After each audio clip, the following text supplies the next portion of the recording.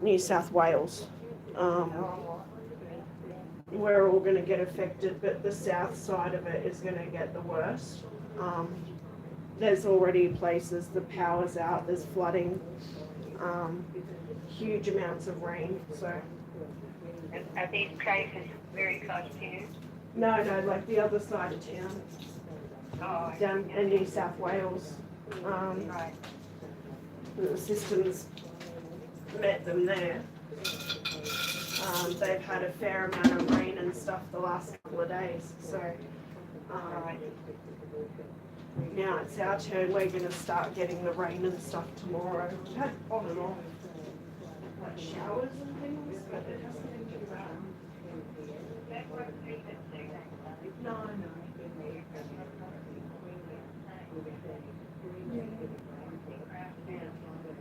Everyone's pretty organised. There's no cars in the car park across the road now. Like they know. Oh, don't tell me. Whee! I went and got some shopping earlier, and one of my mates was like, just stand on top of the trolley and it'll roll you home. I know, it's going the wrong way. Oh, but yeah, so... I know you're trying to laugh. I am. I'm trying to hold it together. No. For all intents and purposes, I'm safe. I'm at home. I'm holed up. Okay. Okay. I've got I'm charging all my stuff up now. Making sure I've got my power banks charged, my phone's charged and stuff. Right. So you've had one day off, and now this could be your second one. Sorry? Right? No, this is the first one. I wasn't there for Cyclone Tracy. I was too young. I wasn't even born yet. I don't think. What? Oh no, I mean you've been yesterday. Oh. Yesterday you were by yourself. Yeah, I've been out to the shops and got what I needed to get, and you know, I've done all that. I bought people on the street. Not many. I would say not. Yeah. I managed to get an Uber home though, so the guy seemed pretty not fussed. He was like, oh, whatever. Pretty blasé. I know it's easy to say, but you really, it is scary. Yeah. But what I tell you, it's too powerful, isn't it? Yeah, well, that's right. What are you going to do?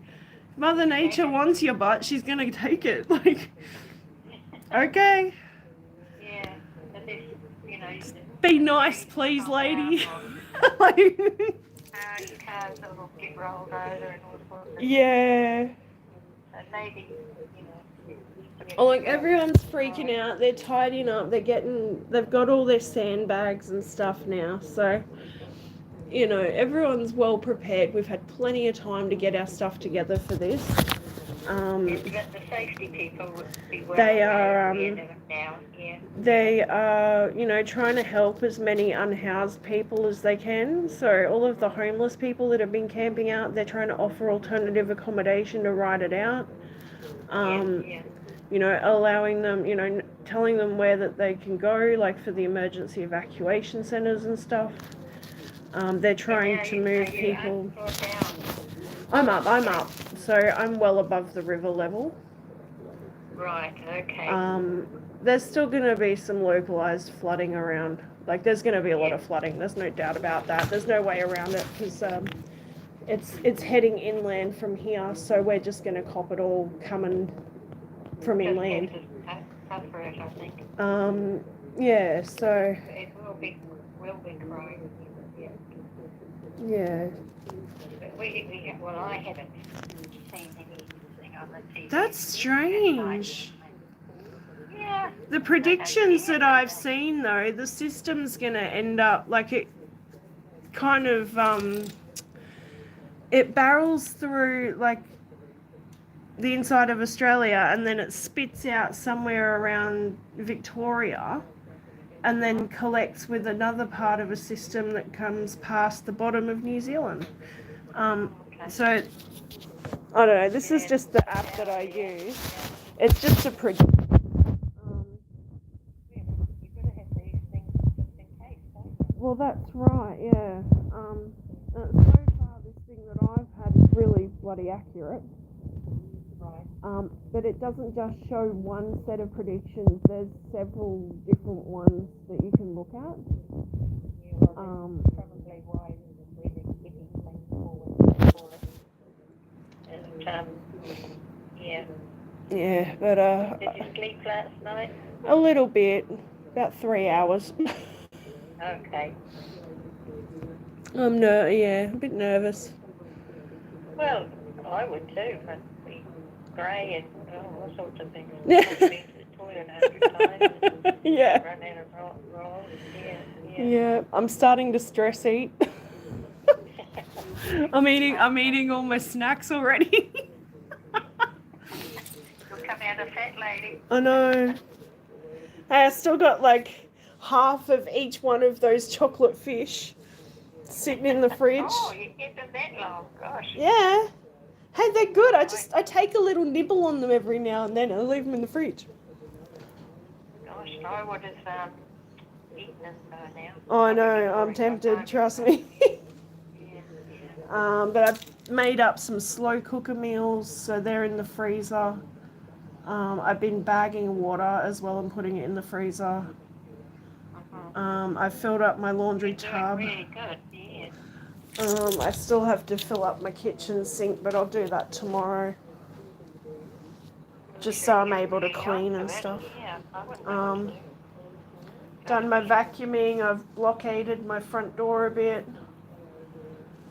I've got a piece of carpet that I can put up on one of my windows. And blankets if I really feel I need to. Just as a precautionary measure. Yeah. Stop any glass falling in if something does break or I don't know. Is there much traffic on the road? No, so they've advised for us to stop, to get off the road.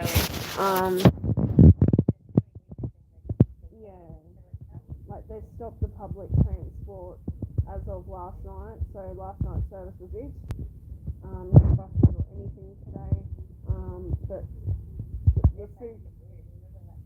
the supermarket was open today, and one of the little bargain shops was there. The reject shop was open, so I got a few bits.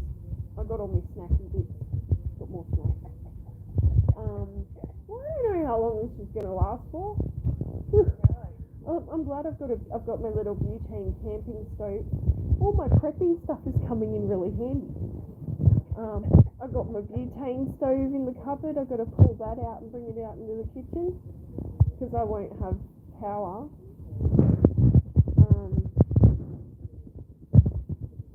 So pretty okay. It's just going to be a matter of how well the apartment holds up. That's what I'm worried about. I just hope the landlord wouldn't care. The landlord doesn't care. They haven't fixed anything here in quite a while. There's massive cracks in every wall. There's it's basically like landfill stuff swamp that they've filled in and they've filled places on there.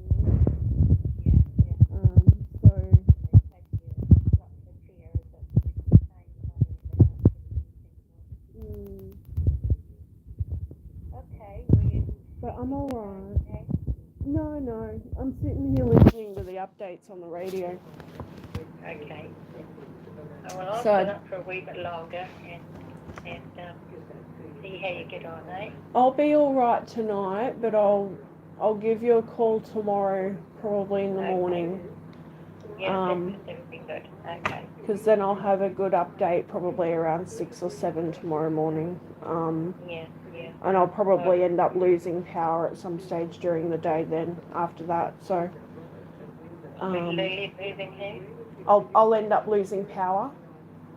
So we won't have I won't have phone or anything. No power. All the phone things will cut out and so maybe that's really we'll hear it on the radio. Yeah, probably. No emergency. Yeah. So Okay. otherwise, keep I'm doing all what right. you're doing. Yeah, I'm just trying to stay in good spirits. It's Yeah, It's well, not working. no, it's not working. Oh dear. But if you get the chance, go with somebody though. Yeah, yeah, I will.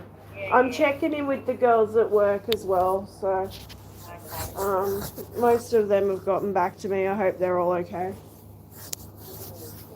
Yeah, Um, it's just waiting, isn't it? yeah, and it's been a delay because he kind of stalled off the coast today.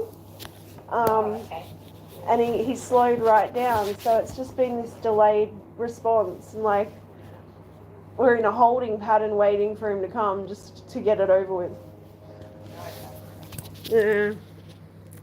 Okay, well, hang about for a little while. And, No, don't stay up on my account. I'll be all right until tomorrow. It's just tomorrow afternoon they're expecting him. So oh, I see, okay. I'm kind of estimating about lunchtime all the power will cut out. So I think he hits Morton Island about 12 or 2 or something. So yeah, he's on the way. You're on the way, he's after you. I know. Geez, what else is 2025 going to throw my way? It's not even my birthday yet. Yeah, that's true. I know. Yeah. Oh, Have you God. got to get some more chocolate? Yeah, that'd be good. No, I can't. I'm on a diet. Okay, chocolate diet. Okay, well, I'm off to sleep now. All right. Well, have a good night. I'll be all right. I'll call you. Open.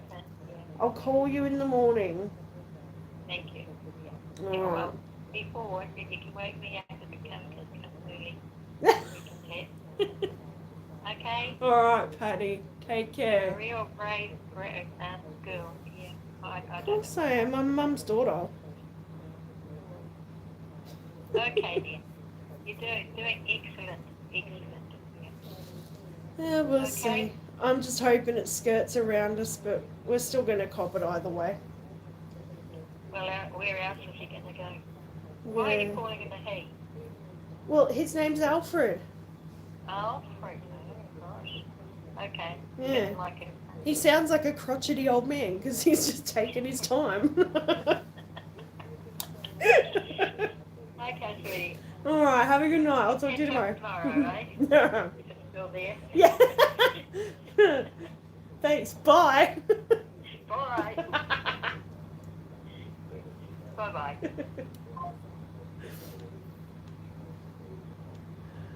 Oh dear. I'm sorry, guys. Oh man. My auntie, I swear to God. She's an angel. She's a fucking angel.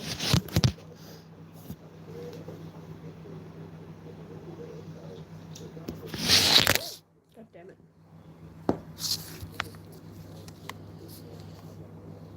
Saints is in the States somewhere.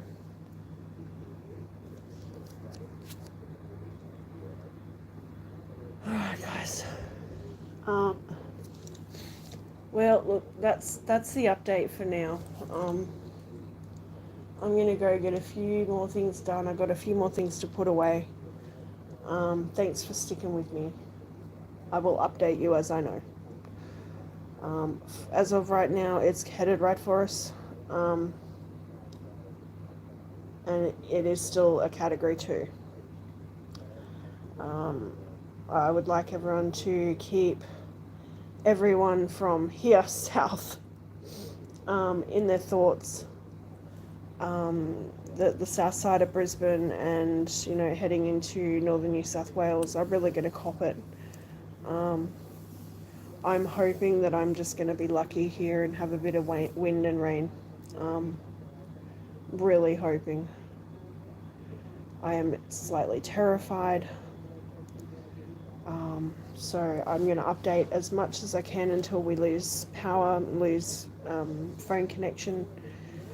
And it will just be a matter of waiting until I can get the power back on, the phones come back on, and then I can update you guys as to what's happened.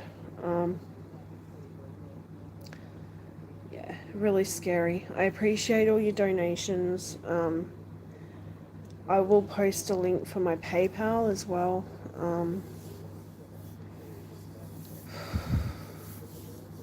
Oh, Steve, mate, it's coming literally right for me. Like the flight path goes straight down the main road, like a block away. The fucking thing is like 80 kilometers wide. So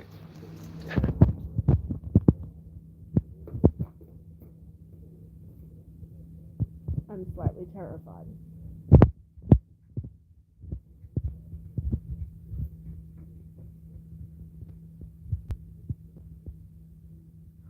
Right, so.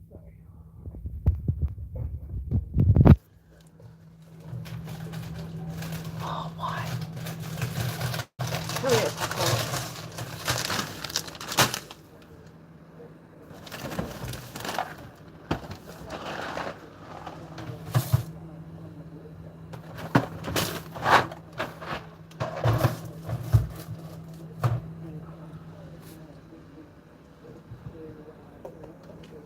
Yep.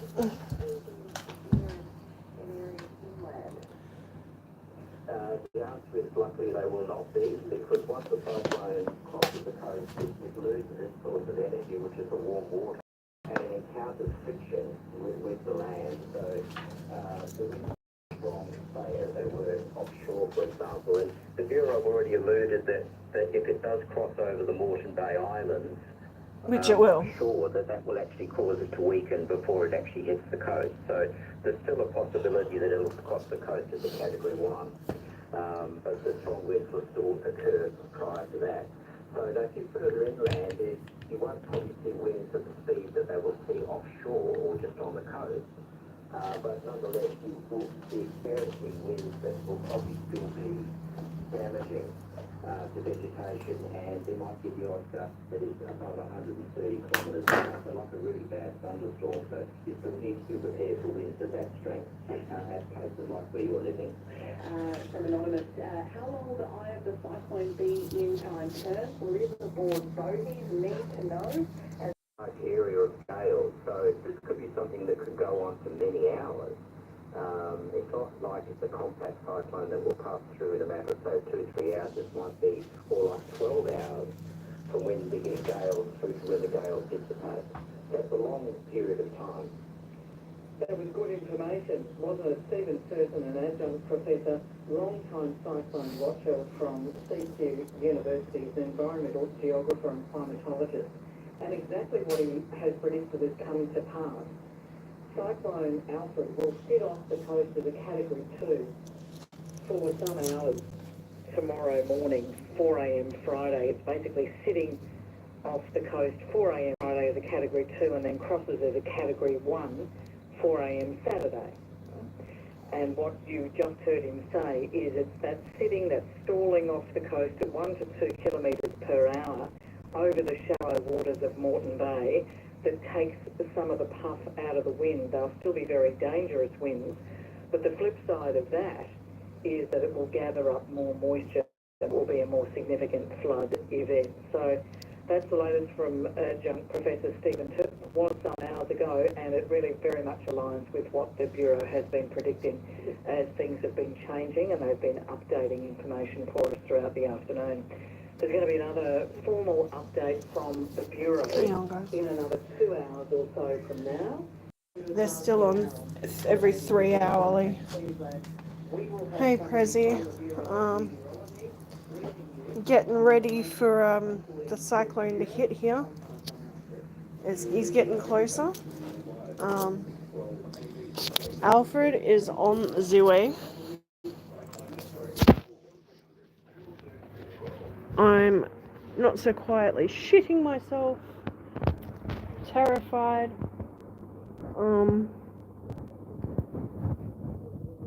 Setting myself up in the bathroom, basically.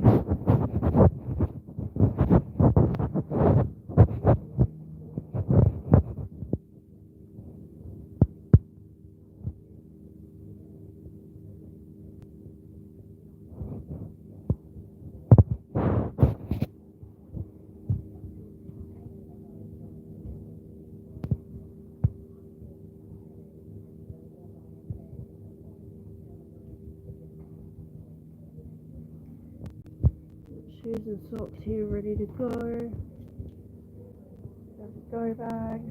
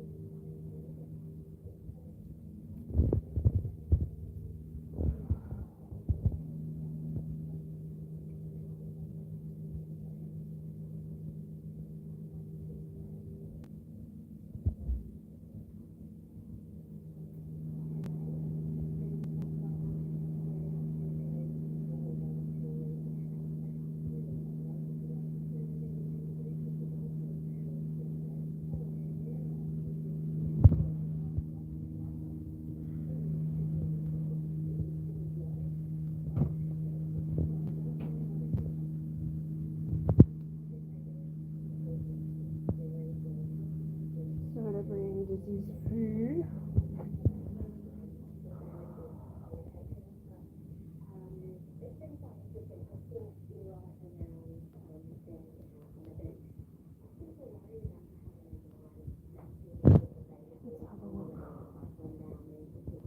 Yeah, it's starting to look pretty mean actually.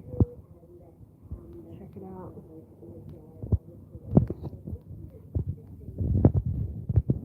Check this out.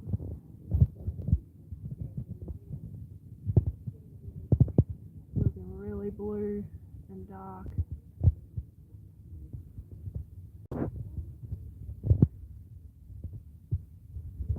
So we are starting to see the weather now.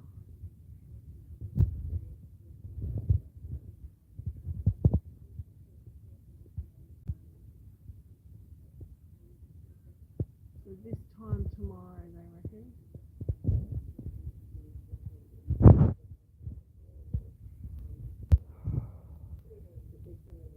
Right, I'm going to end this. I'm going to go charge my shit up. Charge everything up. I'm going to maybe watch a little TV and turn the radio off for a bit because we know what's going on now. I'm going to continue to get things ready and maybe try sleeping in my bed for one more night. So I think I'm about as ready as I can be. So this time, 24 hours time, pretty much. Give or take.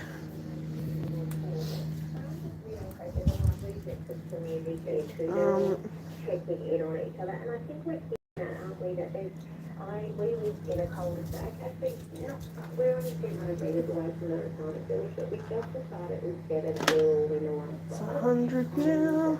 But in our street, everyone's checking on each other. We've got some colour we're checking on. So I think about 4 o'clock in the afternoon or something. Ugh.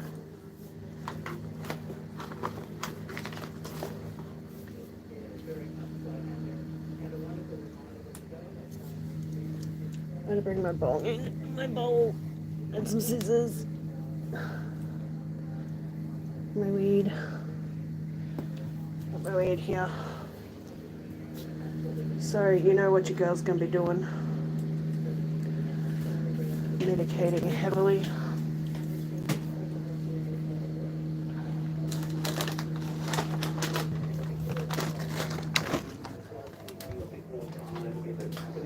What we're going to try and do is if we can get sandbags and tire reactivated. 12 ABC Radio Brisbane.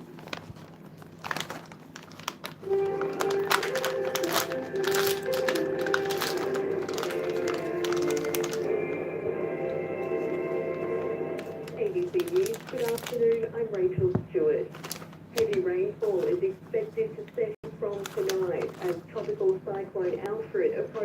southeast Queensland. The slow-moving Category 2 system is currently 225 kilometres east of Brisbane. It's forecast to bring destructive wind gusts up to 155 kilometres per hour and a dangerous storm tide. The Weather Bureau's Jonathan Howe says the latest modelling shows the cyclone making landfall early on Saturday over Redcliffe, north of Brisbane.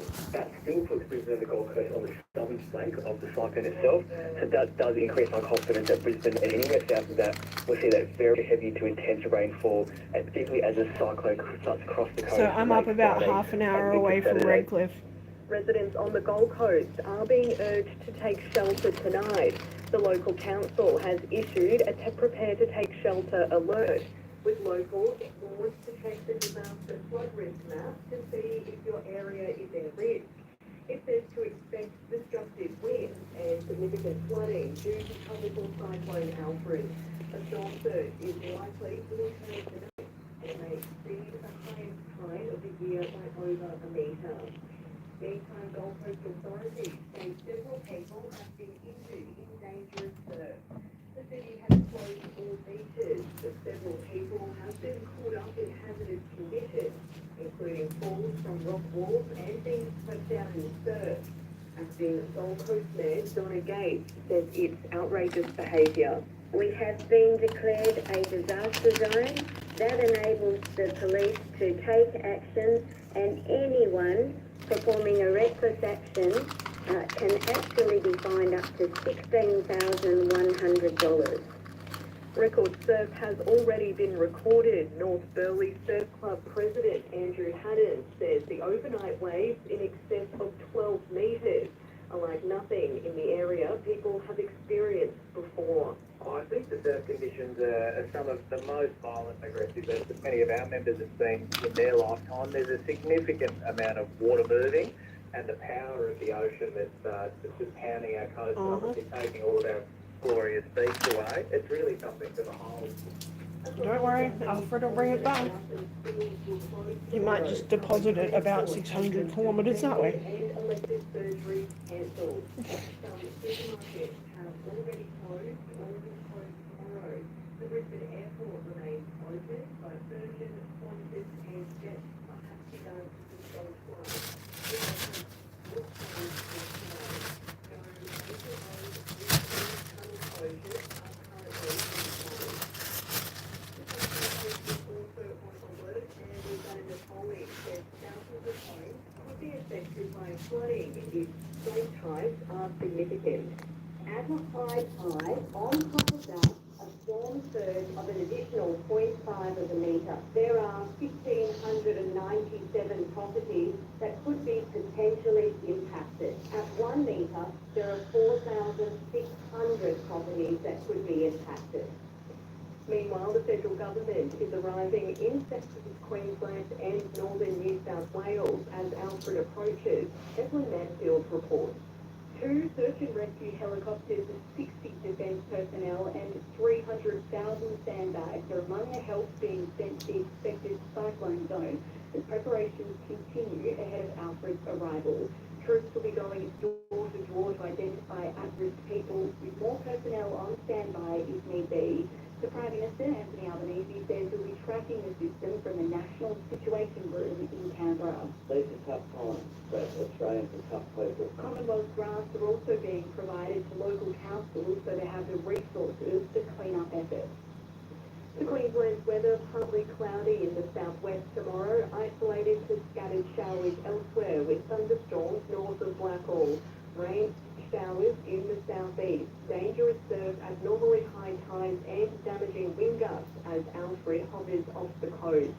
Heading for a top of 33 in Cairns, Townsville and Mackay 32, Rockhampton 38, Bundaberg 35, Mount Isa 41. Brisbane heading for a top of 26 degrees, the Gold Coast 25, the Sunshine Coast and Ipswich 27. Every question, every answer. The global border at True Power Radio, so they listen to 12 ABC. When you need to know the latest on Cyclone Alfred, we have you covered.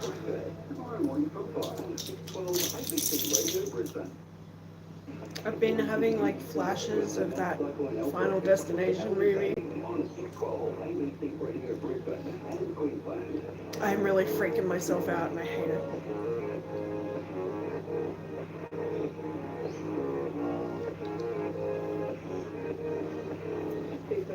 Six on 612 ABC Brisbane and Queensland. We're keeping you up to date at the top of each hour with the latest on Tropical Cyclone Alfred.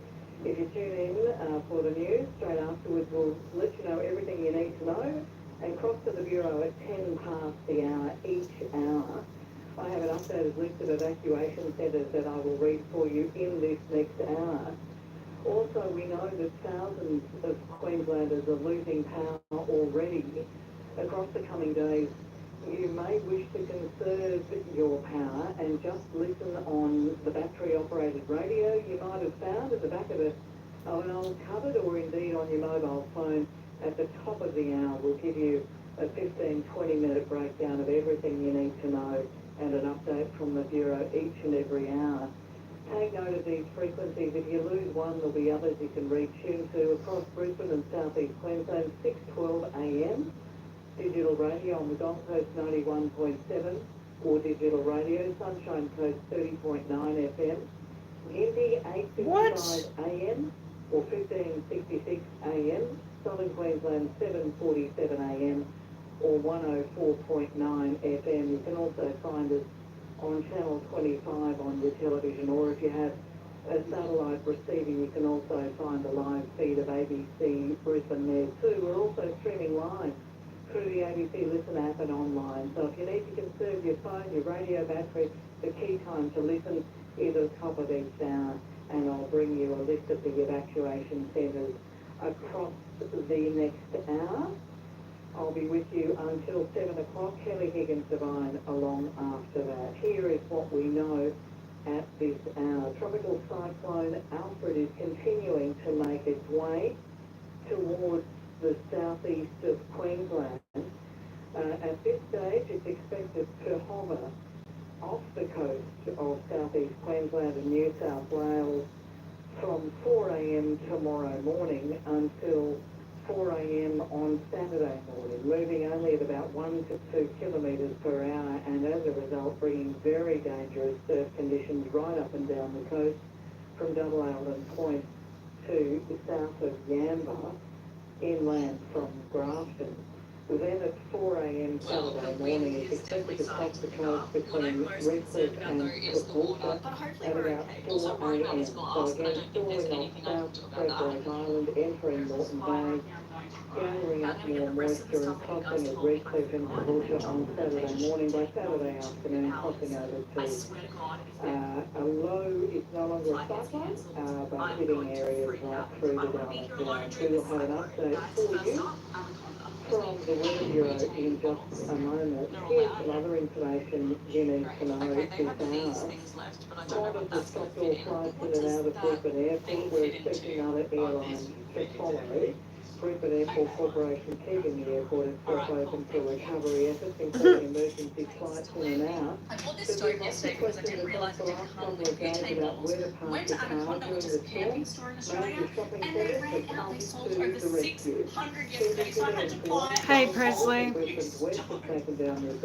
We'll see, Steve. I don't know. But my thought process is, if my power doesn't go out, I can return that. Right? Okay, let's go get Jonathan and Deja. I'm hoping their plane can actually land because the wind has really picked up. I had to pull over and show you this. Early path has the boards up. Until the cyclone subsides, they make the point that customers park at their own risk. If you're listening from New South Wales right now, the SESC has issued the first emergency evacuation warning for the Northern Rivers. As soon as cyclone Alfred approaches the coastline, full evacuation warning. This was the surfing competition yesterday. Yeah, cyclone, no worries.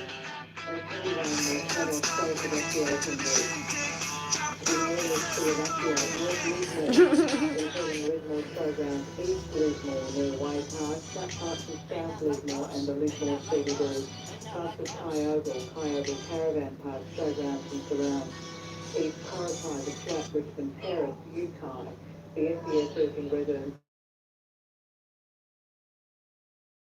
To check local information, follow all evacuation orders in New South Wales. Get the Hazard Near Me app. It'll take about 90 seconds to download it on your phone.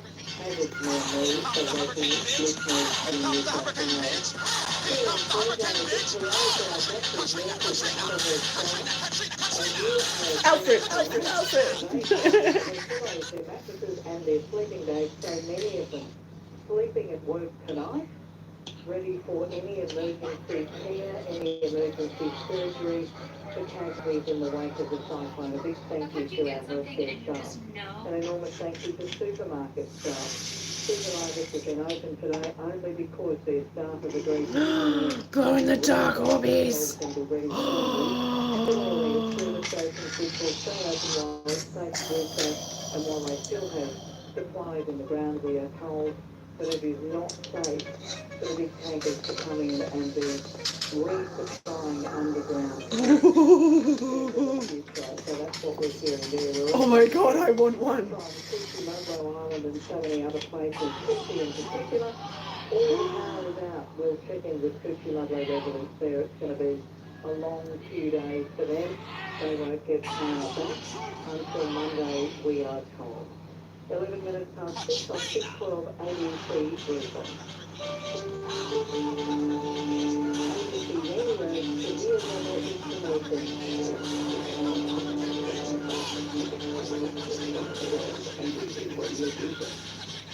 Now we have Jonathan Howe on the line here, the senior forecaster from the Bureau. He's been with us throughout the afternoon. Let's just take people through again that update we had at 5 o'clock about the rain that we're expecting tonight, Jonathan. Yeah, good evening again, Ellen, that's right. So we are seeing some rainfall increasing across the coastal areas, particularly heavy showers pushing through parts of the Gold Coast around Coora right now, and heavy showers also moving onto the northern rivers, Cape Byron. We are seeing some heavy falls through Mullumbimby and north of that. But as I mentioned over the last couple of crosses, we are keeping an eye on a very large mass of rain and clouds currently sitting off the coast of Cape Byron. If you do have the Brisbane radar open, if you go to the 256-kilometre sort of distance, you can see very heavy rainfall just sitting off the coast. That will be the real concern over the next few hours. So we'll see rainfall initially build areas north of Yamba. Oh, they're trying to blame climate change on Alfred. That's hilarious. Push up towards the Gold Coast and also towards Brisbane, closer to and maybe even after midnight. So heavy rainfall very much increasing over the next few hours across New South Wales and extending into southern Queensland. The cyclone itself, what's it doing? Because it's doing quite the strange dance. Yeah, so today it hasn't really moved too much. It's sort of just hovered, as you mentioned, off the coast. We're still seeing just over 200 kilometres off the coast of Brisbane to the east. It is expected to start to get a bit of a move on tonight. It's expected to continue moving at around 8 to 9 kilometres an hour. But as it starts to approach the Stradbroke Islands, it will really slow down.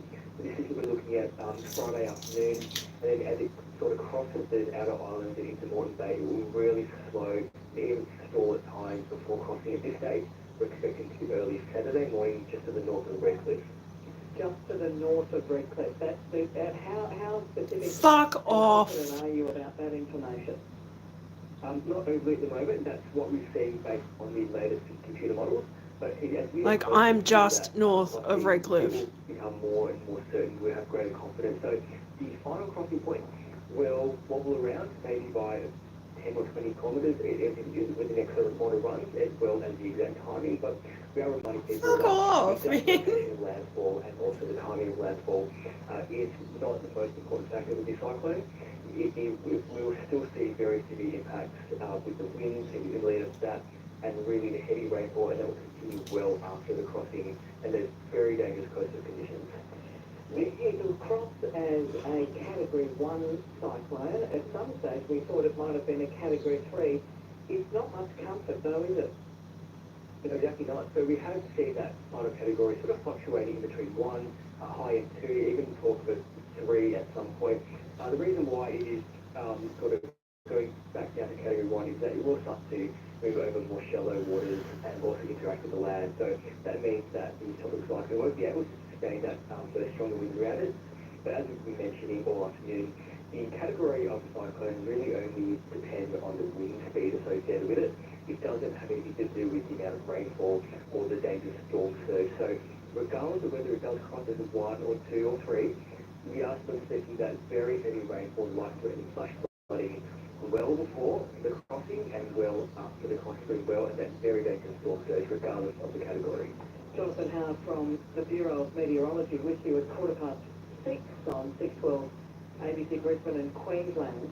When do we start to feel those winds? We're really starting to understand that now, that the heavy rainfall has begun. The radar is showing it off Cape Byron, a really nasty looking series of colours off Cape Byron in New South Wales. Keep saying evacuate to people in that northern rivers area. And then we're going to get that really thumping rain up here in through the Gold Coast and Brisbane and further north into tonight and tomorrow morning. Tell us what the winds are going to start to do. Yeah, so it starts to move closer. We will see those winds gradually increasing, intensifying through the night. Just in the last 30 minutes, we've seen an observation of 102 kilometres an hour at Cape Byron. Gold Coast Airport is also gusting at around at 80 kilometres an hour at Coolangatta. And many other sort of coastal locations are really getting above that 60 to 80 kilometre an hour mark at the moment. For those areas further inland, we'll continue to see those gale force winds increasing, but we might be starting to see that rain pushing over the coast. That's when we will see those strongest winds push down, especially if there's a thunderstorm right over you. Thunderstorms, as you know, with general severe thunderstorms, can bring the strongest winds. The difference this time being that those winds will be sustained for quite a long period of time. So, just to reiterate, winds really increasing through tonight, but especially with those showers and also thunderstorms coming through. Jonathan, you're talking about thunderstorms and the cyclone. Is that a double whammy, or does the cyclone bring a thunderstorm? Yeah, it was the latter. Cyclones do have a lot going on. This bag holds my childhood in it. It's going in the bathroom with me. Thunderstorms sort of are embedded within the cloud, and you sort of see there's a lot of things going on. There's also a lot of upward motion, and when we can see the upward motion on those bands, you really do see those thunderstorms coming through. So those thunderstorms can bring that intense rainfall, these flash flooding and destructive winds. So it really is an all-in-one, so heavy rainfall, thunderstorms, as well as the wind risk as well. And Jonathan, just repeat to me, you were saying the winds really get bad when? So through tonight, we'll gradually see them start to increase, but then once we start to see the heavier rain move onto the coast and those thunderstorms, most likely it's probably towards midnight, just after midnight into the early hours tomorrow. That's when we start to see those winds really picking up right across the region. Okay, so heavy winds, so we've got the heavy rain already. It started off Cape Byron into the Gold Coast, up through the Brisbane area around midnight and further, all the way through to Double Island Point, pretty much the same conditions. And as that rain really comes, it brings the wind with it. And that, what are we talking gusting? 150 kilometres an hour? That's what you said last hour. Yeah, so we could definitely see initially sort of that damaging wind gust between 90 to 100 kilometres an hour. And those destructive wind gusts of up to 165 kilometres an hour, they're more likely along the coastal fringe, and also some of those elevated suburbs or the hinterland. Those destructive wind gusts are more likely probably into tomorrow afternoon and evening as the system draws even closer. So gradually increasing up to that destructive wind gust by tomorrow night and certainly by Saturday morning with that crossing. Yeah, okay, so this is likely to then continue for hours and hours, as you've been saying for days and days now. Once this starts tonight, when do you think people in the listening area, which goes all the way through to out towards the Downs, when will it stop? If it starts tonight around midnight, already started further south, as we said, when will it stop? So to Saturday after crossing, we will see those winds gradually ease after the cyclone is downgraded to Category 1 and then eventually a tropical low. However, rainfall will be the main factor that will continue all the way through Saturday and even into Sunday along the coast. And for those areas further inland, down towards Toowoomba and Downs, we'll start to see those showers and storms increase Saturday morning with the potential for heavier falls, probably eastern parts of the Downs into Saturday night. So essentially we are seeing rainfall and storms right across northeast New South Wales and southeast Queensland all the way into late Sunday. But for New South Wales, that may stick around even into Monday as well. And still quite unsettled. We will see some few showers of thunderstorms sticking around southeast Queensland on Monday. And the flooding, of course, can take many more days than that to subside. Yeah. We haven't even talked about the flooding, Jonathan. How senior forecaster, obviously there'll be a huge flooding event. Let's just take you through the information about the phase of strong winds and heavy rain, because that's what's coming our way. Jonathan Howe, senior forecaster from the Bureau, at 20 minutes past 6 on 612 ABC Brisbane and Queensland. Travis has a question for you, Jonathan. He says, how far from the centre would we need to be to have the winds maintain or start to decrease in strength? Just the thought of how big is the reach of the cyclonic wind? Yeah, so it looks like probably 200 kilometres radius. That's probably the sort of the radius of Albert. Alfred, it is looking to be that sort of western edge of that cyclone is now starting to look at the coast. That's sort of that 200 kilometre mark. Okay, so 200 kilometres across, and you said in our previous cross, 70 to 80 kilometres is the eye. We might as well repeat for people again that the eye of the cyclone, it's a cliche, but it's the calm bit, and there's a whole lot more coming after it. Don't go outside. How long is that calm likely to continue, given the speed at which you reckon it's going to be crossing? Yeah, so once it does cross the coast, right under that sort of eye or centre of the cyclone, we will probably see a period of some calmer winds, as you mentioned, right under that. So the location of the coastal crossing will be quite critical during Saturday morning, because the winds will change direction on the other side of the cyclone itself. That'll probably take a few hours to sort of move over. It is very slow moving, and once it starts to move towards the coast, we may see that centre of the cyclone become a little bit more compact. So it won't necessarily be that sort of 70 kilometre, probably looking closer to sort of 20 kilometres by the time it crosses. And how long does that take to go over? Against all it stops, you've been listening to this roaring for hours and hours and hours and hours, and all of a sudden you get this calm. How long does that calm go on before the roaring starts and the other half of the cyclone comes over? Yeah, looking at the model data, it looks to be sort of anywhere between 2 to 4 hours. It's sort of the timing. That looks to be sort of the time range. 2 to 4 hours of calm. Yeah, it is very slow moving. It's almost walking pace when it moves over the coast. Very slow. It's almost stalling. Wow, that's extraordinary. Every time I speak to you, I think we're going to have the same conversation, and you tell me things that blow me away.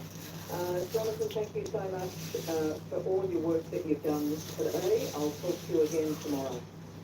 No worries, thanks, guys. Jonathan Howe there from the Bureau of Meteorology. Did you hear that? People have been asking over and over again on the text line about the eye of the cyclone and how long and how big and all the rest of it. A period of calm, 2 to 4 hours before the back half starts again. Let's be really careful around that time. Next, we're going to go to Curiosities Island, where they're experiencing some of the effects of this cyclone long before the heavy rains begin. Alan Fanning on 612 ABC Radio Brisbane and Queensland.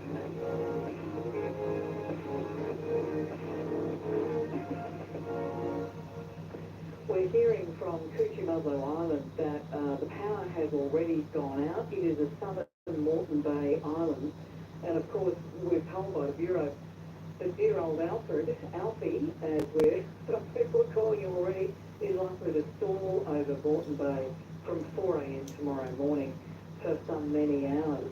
Zoe Walter is with me from Curiosities. Sorry, I keep doing that. From Curiosities Island.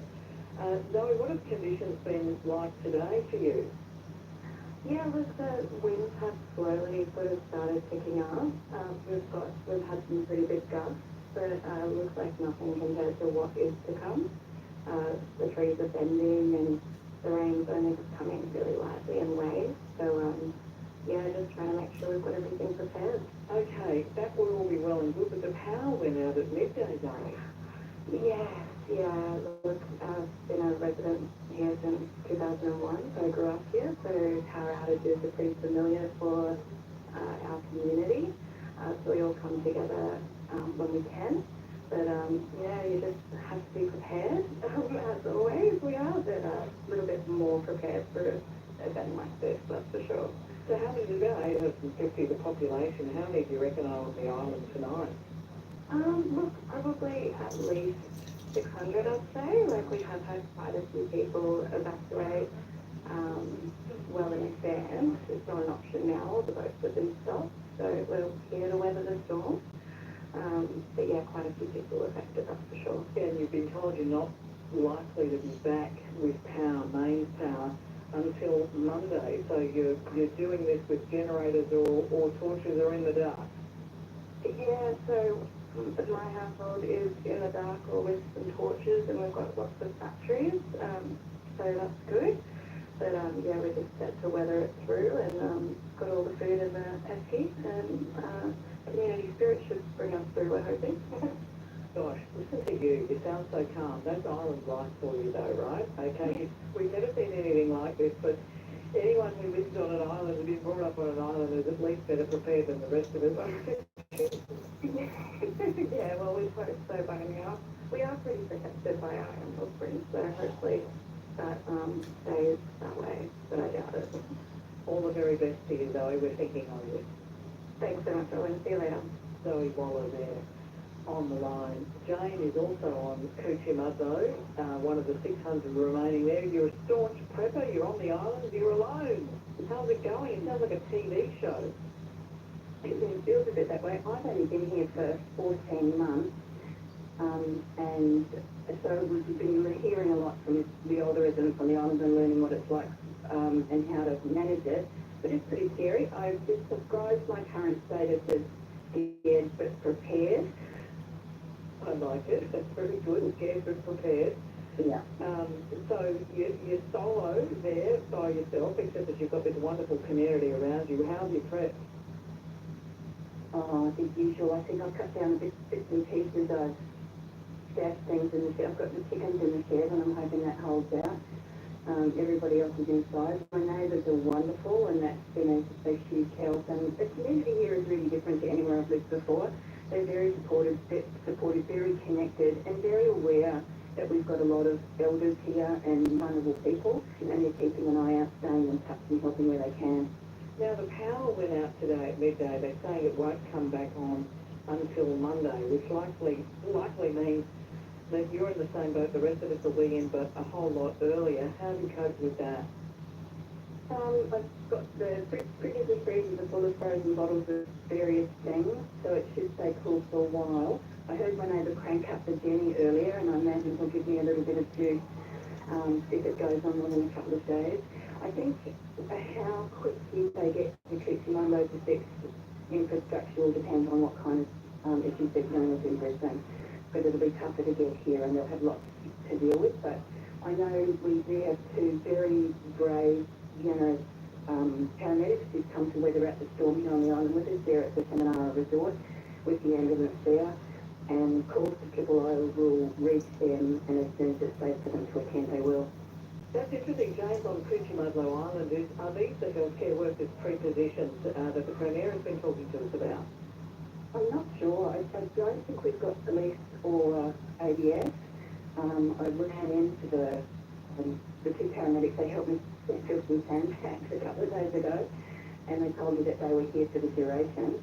I think, apart from that, we're a bit stuck. I'm actually the secretary of the Curiosities Island Health Subcommittee. We're working to try and get a doctor placed on the island a couple of days a week to support our elders, particularly, and those in frail condition. I'm working with state and local governments, but at the moment we're really under-resourced. I believe some generators were dropped off earlier in the week, but as far as I can tell, nobody had access to them or is able to make them useful to the residents at this stage, but perhaps that will come. Yeah, and as you sit there tonight, as the dark falls, waiting for Jolly Alfred, call him Alfie, it seems a little nicer, take some of the power away, if not literally, metaphorically, likely to stall over your area as a category 2, just kind of sit there for some hours, we're told. Can you hear the generators? Can you hear your neighbours? It's not sort of on at the moment. I imagine he's saving it because he doesn't know how long we'll be without power. I can't hear the big ones going, although I might not from here. But I think tonight it feels unsurprisingly calm considering I'm a reasonably anxious person. I've prepared as much as I can on just cuddling. I've got one of those Ecosa mattresses still in its box and all wrapped up if it gets too bad. I'll split it open and know with the mattress that I'll get under. I've got multiple plans. Well, I'm thinking of you. I hope you got enough batteries for the radio, because we'll keep you company right through this, and you can call us any time and we'll have a chat. Thank you so much. I really appreciate it. And thanks for all the work you're doing. It's so wonderful to be able to get updates. Great. Thanks, Jane. James on Coochie Island. If you're out there and you're weathering this storm alone, we're here with you. 6:30 on 612 ABC Brisbane in Queensland. Listening in from Caboolture, 4510 on my own, but prepared with torches, batteries and water. Going to hunker down in my bathroom. Thanks for broadcasting updates on Alfred Island. That was me. Yeah, that's right. 29 minutes to 6. I told you I'd update you on evacuation centres. As we know, the storm is likely to start making its presence felt away from coastal areas. Already today we've seen winds at Coolangatta and at the airport 80 to 100 kilometres per hour. It remains a Category 2 storm, about 400 kilometres off the coast, moving in a leisurely direction towards us. We're going to see extremely heavy rainfall starting in northern New South Wales off Cape Byron, heading up through the listening area, likely to hit Brisbane and the Gold Coast. That was me. I messaged in. Hey guys. So it's literally coming right for me. Caboolture is in the path.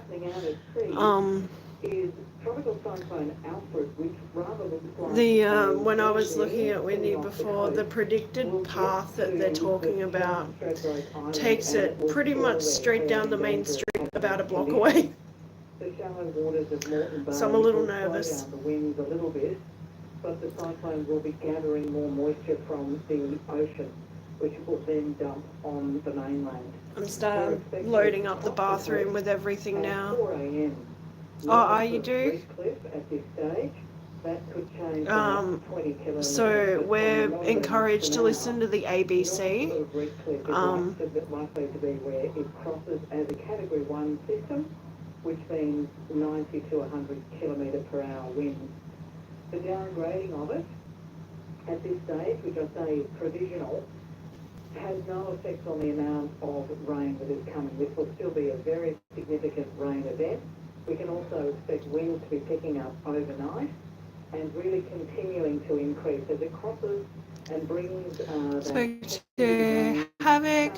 He's at his family farm. Yeah, oh gosh. Oh, I hope he's... Oh, Hav, there you are. Buddy, I hope you're alright. Whereabouts are you, mate? I'm in Caboolture, so it's going to hit Redcliffe and come straight at me. I'm shitting myself. That's just the middle of the section, middle of the system. I was looking at the predictions. The flight path for the fucking thing goes straight up the main street. It's like a block away. I'm freaking right out, but like I'm organised. I've got the batteries ready to go in as soon as the power goes out. I literally just have to find Dizzy, collect her, put her in her fucking stroller, which is already in the bathroom. Anywhere but 2 to 4 hours. And we're going to say to you over and over again in our listening area, the 4 million people in our listening area, you must not go out during that time. Because when the other half of the cyclone comes Meanwhile, the through, dickheads are out there you right have now. the other half of that cyclonic event. So a very dangerous place to be outside. So I'm going to stream as long as I have power, guys. Hey Rod. Cyclone Alfred is coming. He's a couple hundred kilometers off the coast. They are predicting that he's going to hit Redcliffe around 4 o'clock Saturday afternoon, so tomorrow afternoon. Which is about half an hour away from me, and it's going to come straight for me. It is still a Category 2 at this stage. They are predicting that it's going to keep its strength.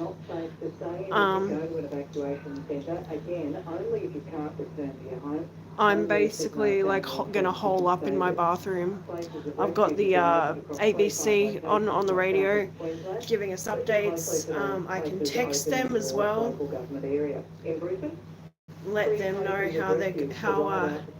how accurate it is. The RNA Showgrounds in Brisbane, the Cleveland State High School. in Redland City, there are 6 places of refuge where you can go to shelter. So they're from telling storm. everyone where The they can Russell go Island now. Community Centre, Dunwich Community Hall on North Stradbroke Highlands, Macleay Island Community Hall, Lamb Island Pioneer Hall, and Coochie-Mudlow Island Hall. For listeners on the Gold Coast, your places of refuge are Nerang Bicentennial Centre, Runaway Bay Indoor Sports Centre, and Burley Waters Community Centre. These places are open 24 hours a day. If you decide when the heavy rain starts tonight that you don't like being Well, I'm in Newcastle, but my family farm is in Kempsey. Oh shit. Yeah, they're saying it's gonna cop it down there. I'm pretty well right in the flight path of the fucking thing. So they're predicting.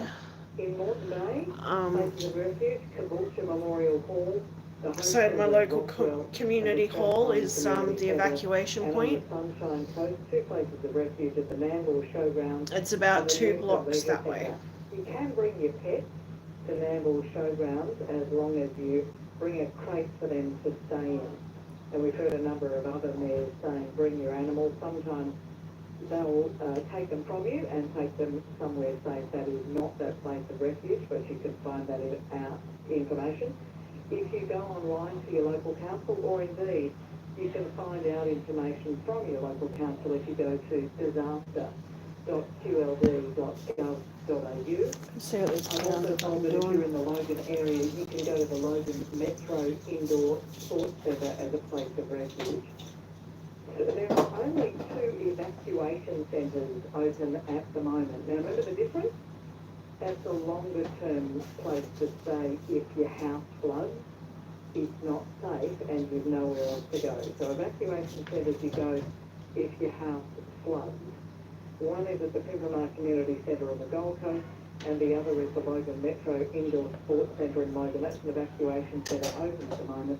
More evacuation centres will be opened according to need as the situation develops.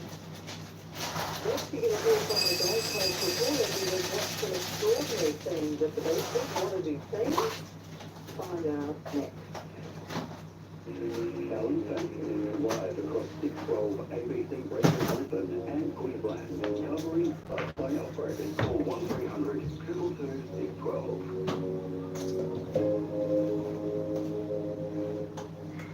22 minutes to 6 on 612 ABC Brisbane and Queensland.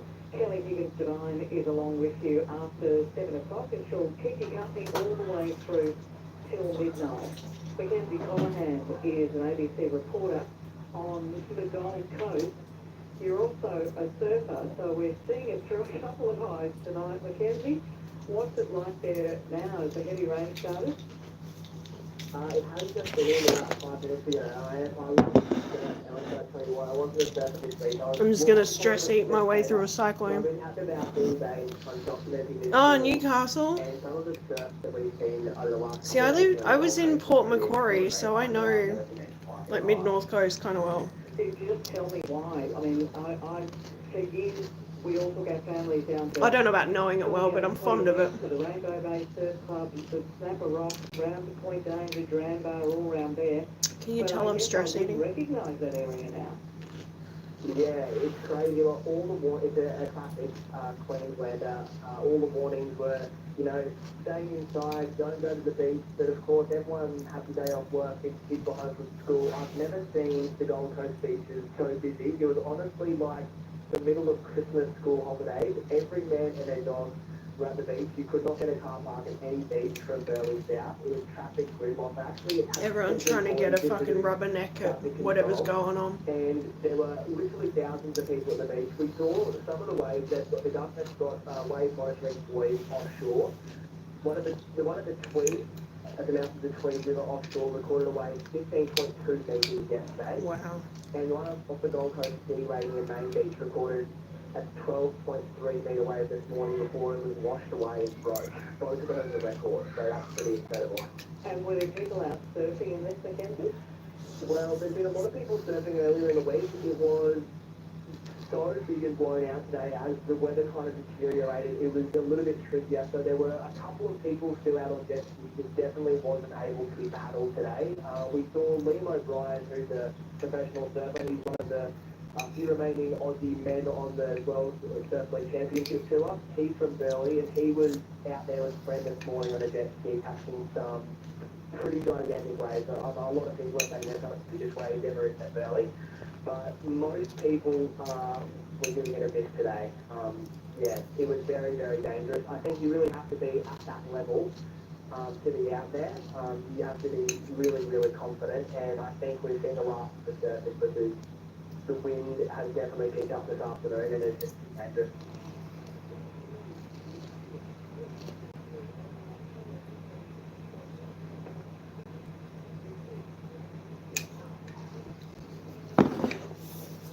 Hang on.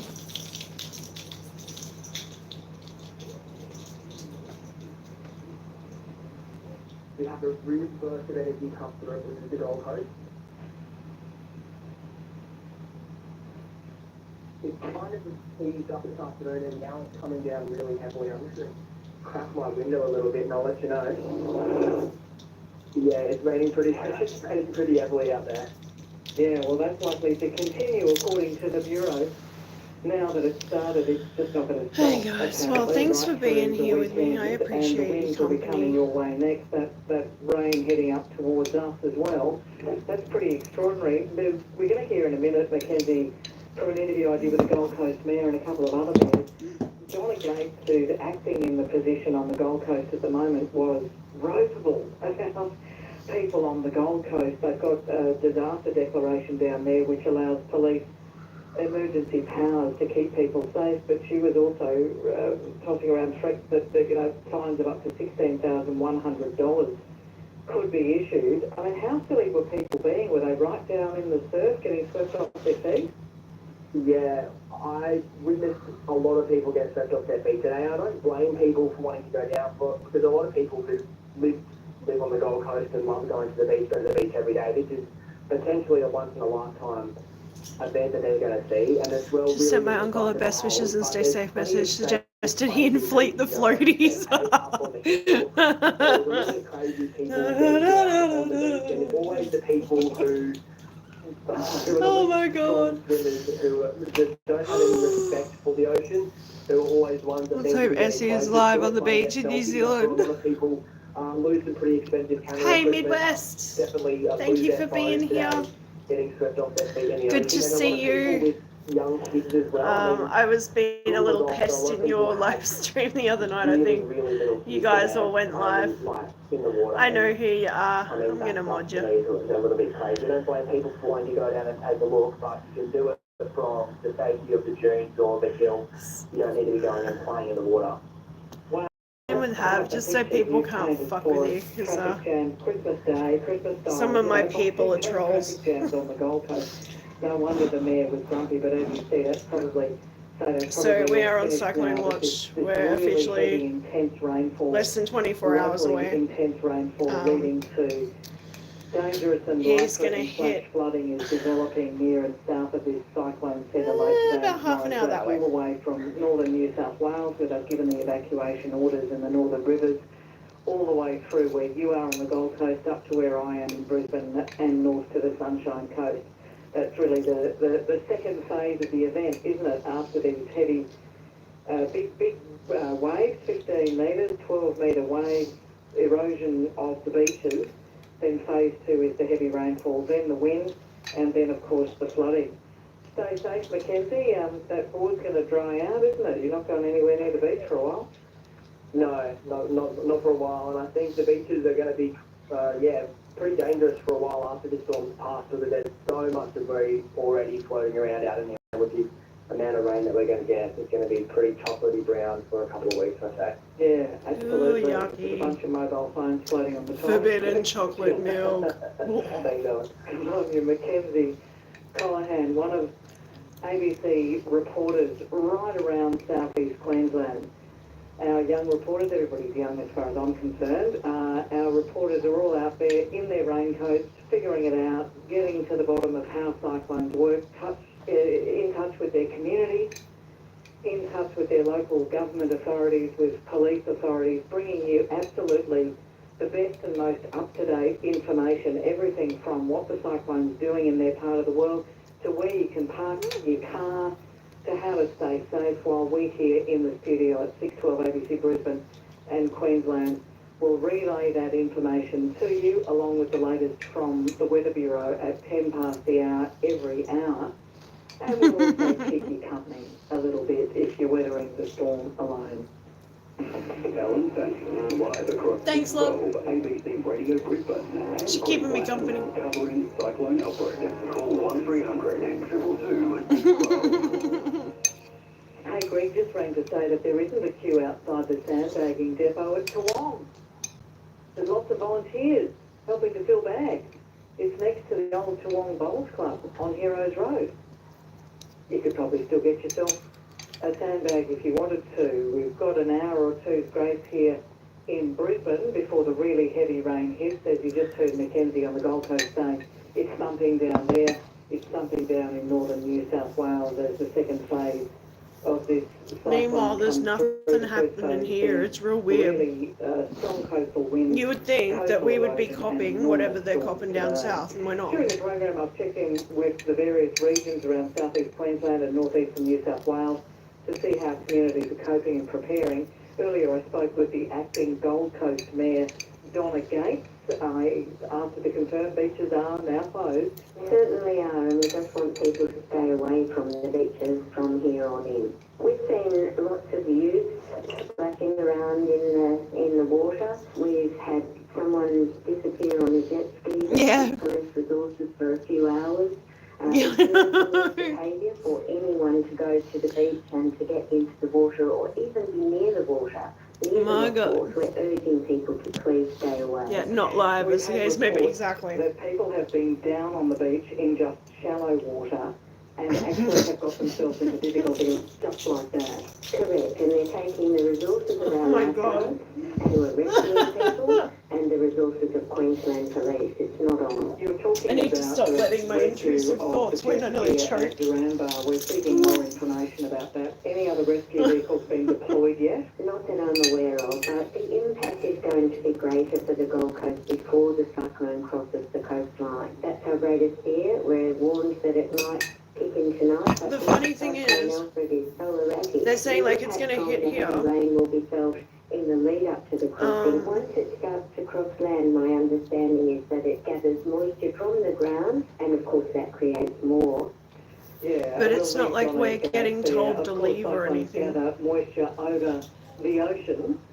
They gather moisture over the ocean, and as Cyclone Alfred stalls, as we're anticipating, over the Moreton Bay area, the Stradbroke Island area, early tomorrow morning, it will only gather more strength and more moisture into the air. Let's keep going with our mayors. In my conversation with Mayor Peter Flannery from the Moreton Bay Regional Council, he mentioned some concerns about a shortage of sandbagging situation. Let's listen to him. We might just have to wait for that last interview to come out. Again, we're going to Peter Flannery, the Moreton Bay Regional Council. He's got responsibilities for lots of areas, including Bribie Island, I believe. And here is what he had to say this afternoon when we spoke to him earlier. We're having difficulty to get sand because the demand there in whole southeast Queensland is enormous. So we're sourcing sand from different spaces at the moment. We're trying to get some pre-filled bags. Yeah, they the federal government, the ADF. although everyone's kind of out of this area, I'm sure that a lot of people have come off Bribie Island. For the most part, it's just quiet. I'm not even hearing sirens now. There was a large presence of emergency services crews when I went to the store You earlier. already had some power outages in your area today due to flooding roads listed. Everyone's been pretty well behaved from what I've seen. There's been some... Everyone's scared, obviously, and probably more so now. So Longer exposure to heavy rain means for you and your community, do you think? it's a terrifying prospect. You might go, oh, it's only a category 2, but they are probably more destructive. They're slow moving, and they will stick around. Yeah, that's what I'm worried about. The ship flying through the window or something. So, like, I'm literally gonna hole up in the bathroom. I've got. So the cat's got her pram. I'm gonna shove her in there so she's safe. I'm gonna bring her food and water in. I've got her bed and my bedding in there because I'm probably gonna stretch out here if I can sleep at all. I'm probably just gonna hang out in the shower here. I got snacks and drinks in the sink. So I'm just gonna weather it out in the bathroom basically. I have fucking puck lights everywhere. We are gonna lose power. And we will lose phone signal as well at some point as well. It's not the wind blowing, it's what the wind is blowing. Yeah, exactly.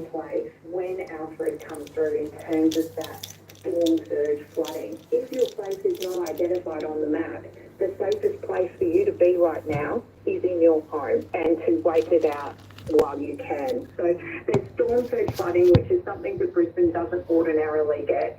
And then Breaks faster and more powerfully than all those winds. And creek flooding. So this is, in many ways, it's almost like the perfect storm because we will get that storm. See, they're using all this scary language, man. A lot of rain that dumps in the city, and we remember from 2022 what kind of impact that had on our city.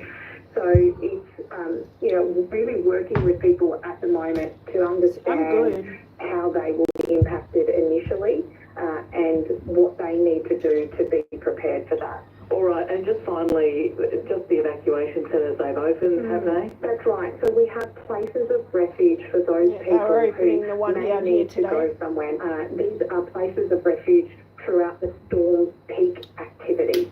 So when it is bearing down on our city, the place of refuge is to go if you are in one of the areas which has been identified on the map, Ellen. And in Brisbane, those places of refuge are the Kedron Wavell Sports Club in Chermside, RNA Showgrounds in Brisbane and Cleveland State High School. And for those listening in the Brisbane area, we can expect that very heavy rainfall to be with us by about midnight. So we're a few hours away from that. That's already being experienced on the Gold Coast. Great. I also spoke to the Redlands Mayor, Josh Mitchell, about how the situation... So it's going to be a sleepless night. So wind has picked up. We are doing everything we can in terms of preparation. We're at the space at the moment in terms of our planning. The whoopee cushion has more power. 3 whales sacrificed their lives for Havoc's seat cushion. Bless their hearts. Although I gotta say, turning my house into like a jungle is really cool. I've got fucking plants everywhere. Look. I'm just take a second to appreciate this fern. I think it's huge. And I chopped that back a couple months ago. You wouldn't realise it, like looking at it, it's freaking chockers. Plant there. Freaking everywhere. His cyclone's name is Alfred. It goes alphabetically. So,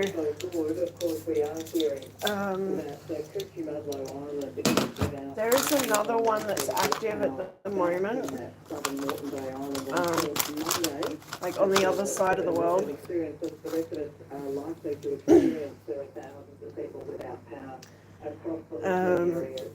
I literally just think it's like a alphabetical system. Northern New South Wales, happening for evacuation or there's just been issues for a lot of the small areas of the Fiji and other parts of the northern regions, other parts in Western as well, Yukon and further north, include. Female names. Yeah, they have female too, don't worry. And we've had Helena and Debbie, Tracy. speak to, everybody locally. I think my relatives actually, I think to do it. It's incredibly difficult, even with the weather helping the area. Because it wasn't safe. It wasn't safe. And you could take your pets, you go to family and friends or evacuation centres, you can take your pets because that's the reason behind. What sort of conditions are you seeing today and what sort of conditions are you expecting tomorrow? Mate, what kind of monster would leave their fucking pets behind? Seriously. If it comes down to it, Dizzy's the only thing I'm leaving here with.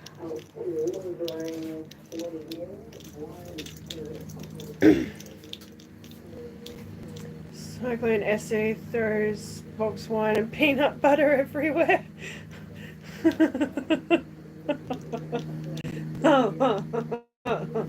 That's funny. So yeah, I'm pretty much just gonna be in here. I'll be alright. I have plenty of toilet paper. Hey, my local was really well stocked today. Even at like 11 o'clock.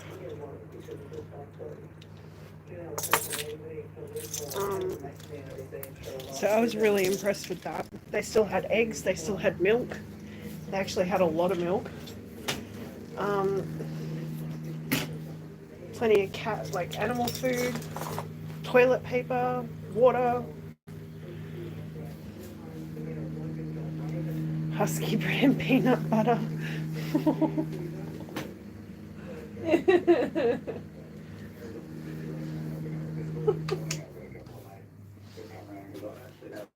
Tomorrow from November when we have that big storm that I've been waiting for insurance saying that February contract is available and now Let's see, can I let some fresh air in?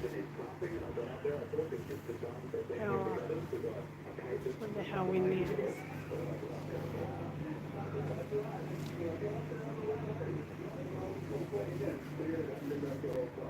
Oh, it's a bit scary.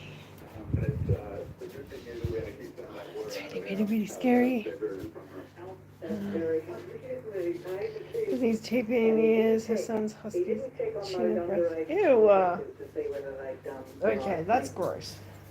Let me give you just a final update. We're seeing extremely heavy rain in the Gold Coast and northern New South Wales areas. That's it has south. begun. Phase 2 of Cyclone Alfred has begun. All day today we saw Phase 1, which was an enormously big surf wind in our coastal communities all the way across the Warning area from Double Island Point to south of Yamba. Now we're starting to see this extraordinarily heavy rain. It'll be with us here in Brisbane by midnight, so you can gauge the speed at which that's likely to hit you. The winds will pick up, and by early Friday, we'll 5 be seeing hours. some really seriously gusting winds across the listening area. So heavy rainfall is coming towards us. 5 The hours. cyclone likely to stall when it gets to South Stradbroke Island. That will continue to create very dangerous surf conditions for that area because it's So sometime before then I'm going to be holed up in the bathroom. At 90 to 100 kilometres an hour through an enormous amount of wind. Kelly Higgins tonight is a hero. She is And ready start to turning take stuff you off. through to midnight. 7 p.m. to midnight. Have you got enough snacks to get you going? Absolutely. I am loaded up. I will be so sugared up by midnight I can barely stand it now.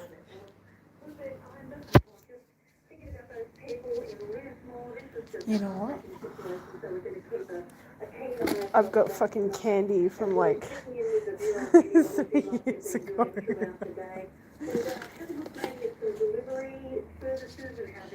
From Halloween to Tax and Minties. Minty. Oh, it's a rip-off Minty. I got lollipops. Another one. It's still good, it's still good. It's full of preservative. I better throw that out actually. I think the idea was that I keep it because keeping it was such a horror. I'm good, I have an inbuilt flotation device. Me too. I have two.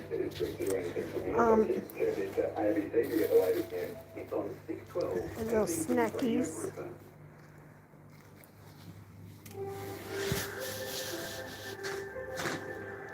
I'm just gonna like bring everything I can into the bathroom. I'm like freaking right out. Residents are being urged to take shelter tonight as the impact from tropical cyclone Alfred.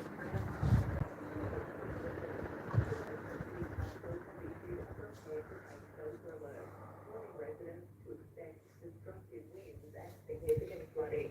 The Weather Bureau says rainfall will intensify in the coming hours. So it's going to be the winds that we have a problem with. Overnight.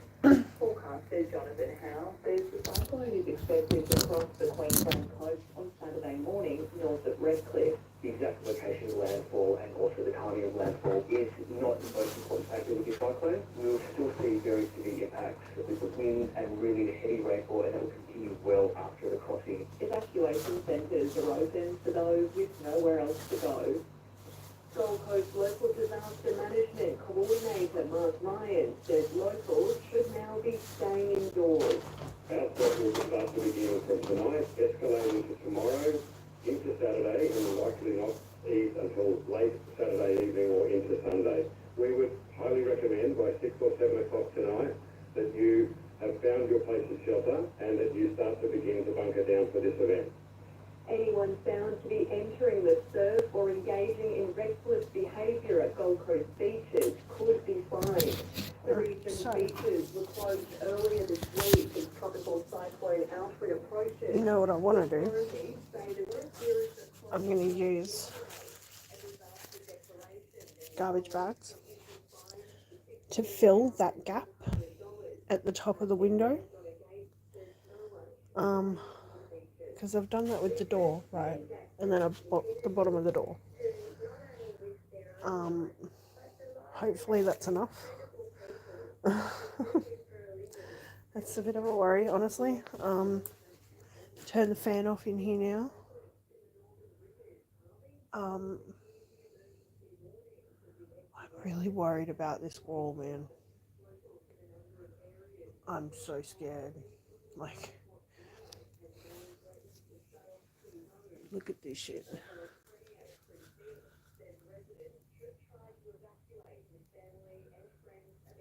And then, like, the whole fucking window is out. Like, it's already warped.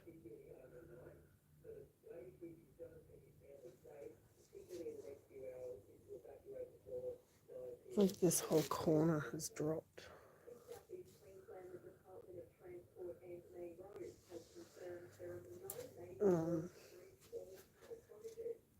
The crack that goes both sides, so the whole fucking wall there.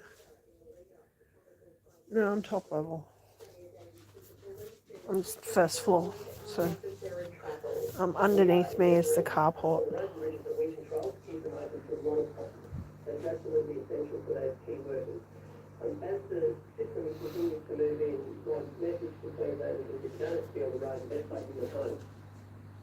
The Brisbane airport remains open, but Virgin, Qantas and Jetstar have begun to suspend flights.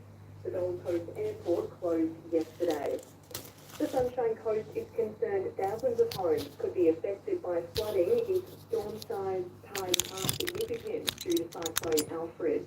Preparations are underway, as Owen Jacques reports. Here in Golden Beach in particular, there's sandbags in front of most houses. There's a building right beside me, which is the Caloundra Powerboat Club, which is absolutely full of sandbags. This is one of the more vulnerable areas. But in terms of sandbags, the council says that they've already handed out 90,000 of them across the region, and another 25,000 empty bags sit ready to be filled as people need them. So they are taking the threat seriously. To Queensland's weather tomorrow, tropical cyclone Alfred is moving towards the southeast coast and is generating severe coastal hazards south of Sandy Cay. Partly cloudy in the southwest, isolated to scattered showers elsewhere with thunderstorms north of Blackall. Dangerous surf, abnormally high tides and dangerous wind gusts as Alfred hovers off the coast. Heading for a top of 33 in Cairns, Townsville and Mackay 32, Rockhampton 38, Bundaberg 35, Mount Isa 41, Brisbane 26, the Gold Coast 25, the Sunshine Coast and Ipswich 27. You've been listening to ABC News.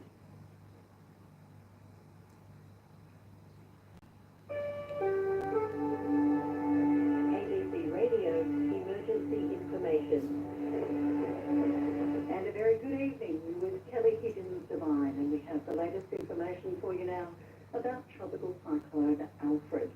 A cyclone warning remains in place between Double Island Point in Queensland to Grafton in New South Wales, but not including Grafton itself.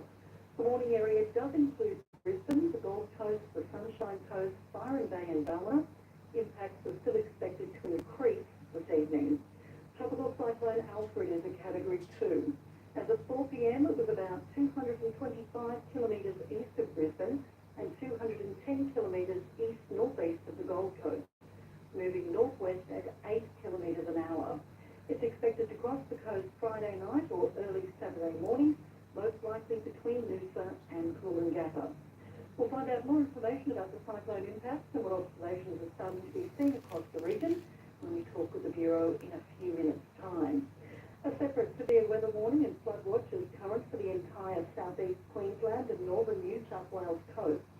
Six-hourly rainfall totals between 200 and 250 millimetres and 24-hour totals between 350 and 450 millimetres are possible across parts of Friday and Saturday. The Bureau says major flooding may occur along the following rivers in New South Wales: the Tweed River, Wilson's River, Brunswick River, Richmond River, Bellinger River, Nambucca River, Orara River. If you have the internet available, the full details of the latest weather and flood warnings and the latest cyclone track map are available on the Bureau's website as well as the ABC Emergency website. Alongside those flood warnings, the New South Wales SES has issued emergency warnings for the following areas to evacuate by 9 p.m. tonight: Lismore, parts of Coraki, parts of Kyogle, Fingal Head, Billy Nudgel, Yukai, Bunga Walden, Tumbulgum. The SES says you must evacuate these areas before 9 p.m. because forecasted heavy rainfall will close evacuation routes. There's also emergency warnings to evacuate before 8 a.m. tomorrow, that's Friday, for parts of Bowerville and Maxville. Evacuation centres have been set up right across parts of northern New South Wales. If you have the internet available, you can find these on the New South Wales SES website and on the Hazards Near Me app.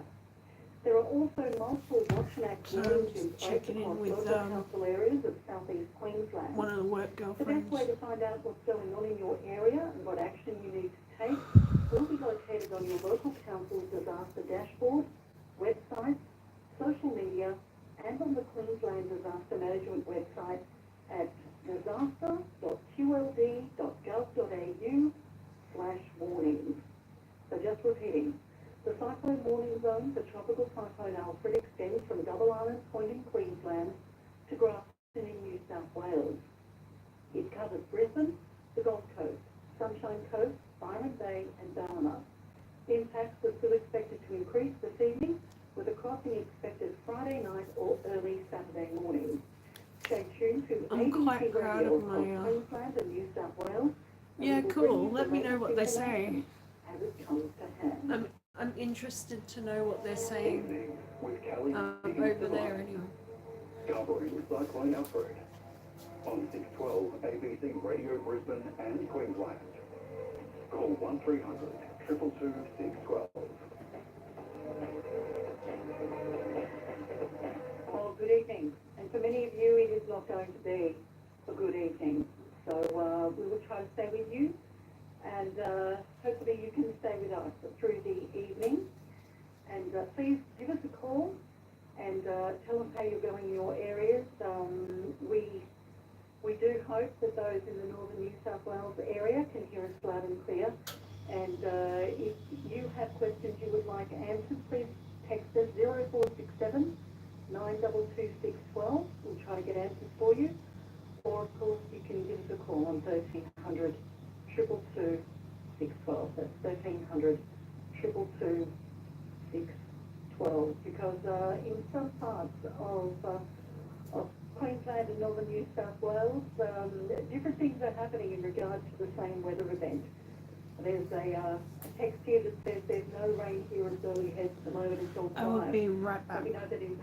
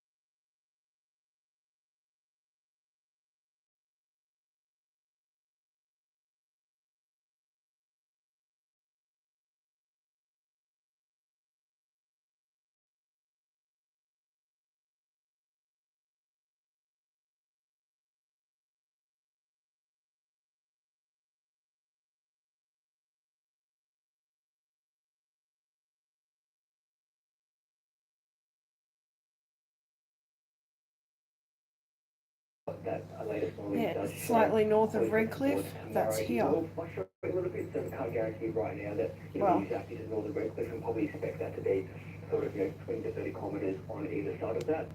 And what it means firstly is that the worst of the impacts will be to the south of that crossing. So at this stage, it's basically that does mean Brisbane, Gold Coast and the Northern Rivers.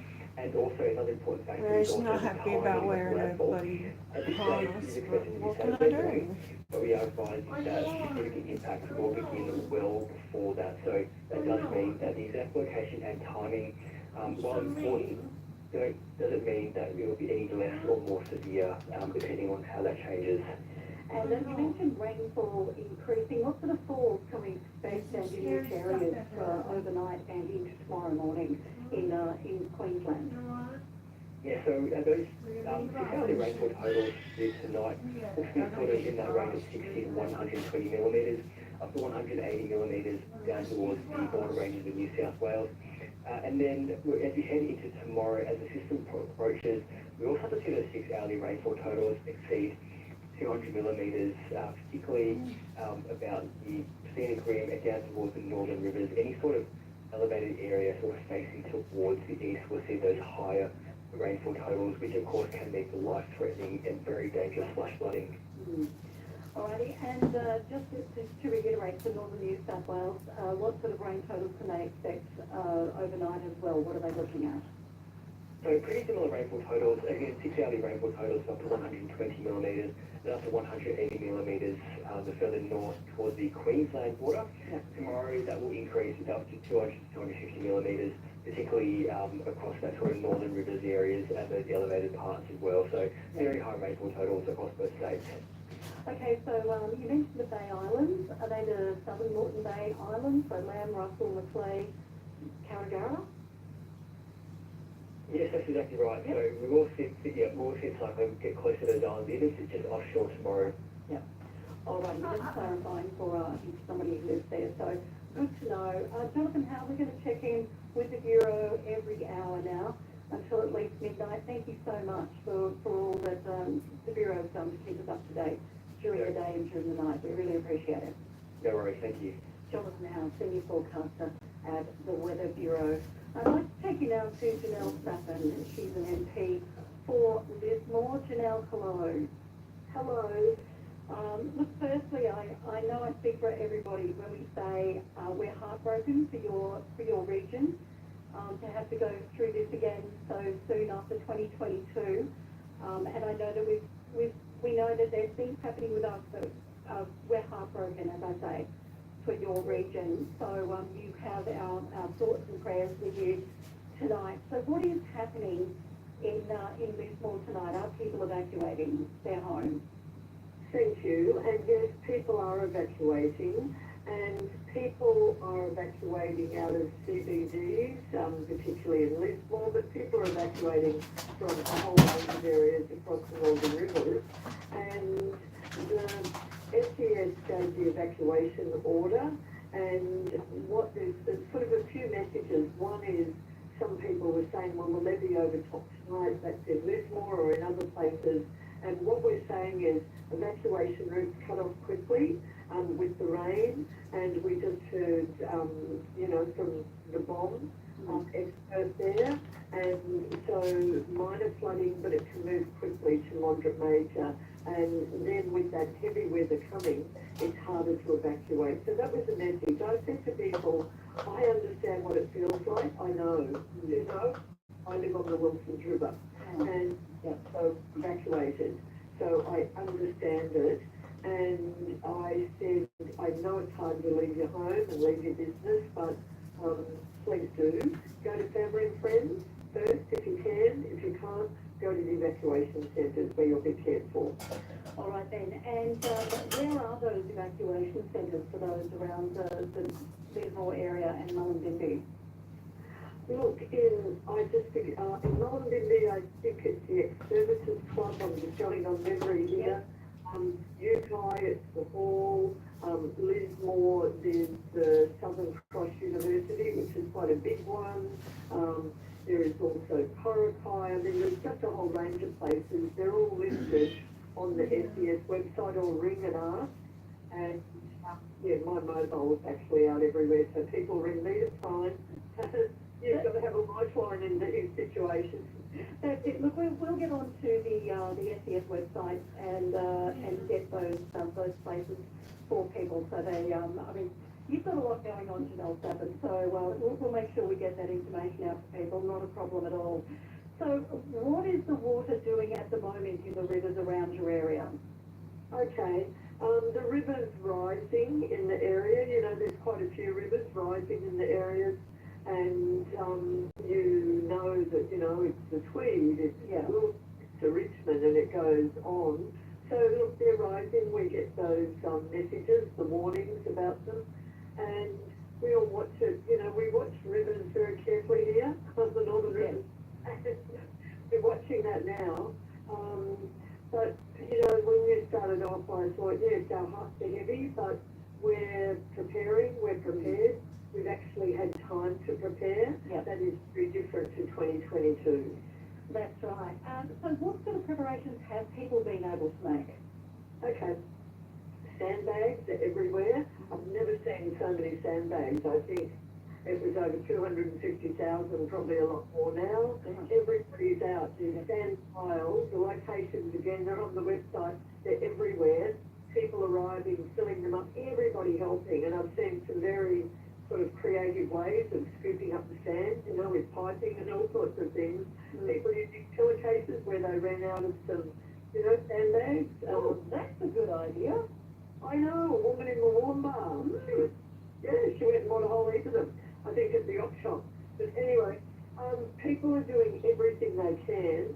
And another thing I want to say is you take your pets with you. If you have to go to an evacuation centre, you can take your pets.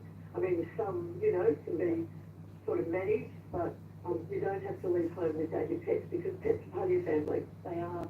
Janelle Stafford is Labour MP for Lismore, and as the cyclone heads closer and closer our way, northern New South Wales has already been deeply affected by huge rainfall totals to the point where some areas are being asked to evacuate their homes. But people are still living in pods, Janelle, from 2022. How are they going to go? So I believe they're not cyclone rated. No, they, the Reconstruction Authority, I know at home, people and the community housing providers, they've gone to all the pods, they've talked to everyone, they've asked some of them to evacuate, go to other places. I'm told some people don't want to leave, that's understandable, you know, they've left before. But again, being cautious, if you can leave, it's best to leave. But they're certainly being engaged with, communicated with, and visitors. That's happening with them. How much of Lismore has been asked to evacuate? So the entire town?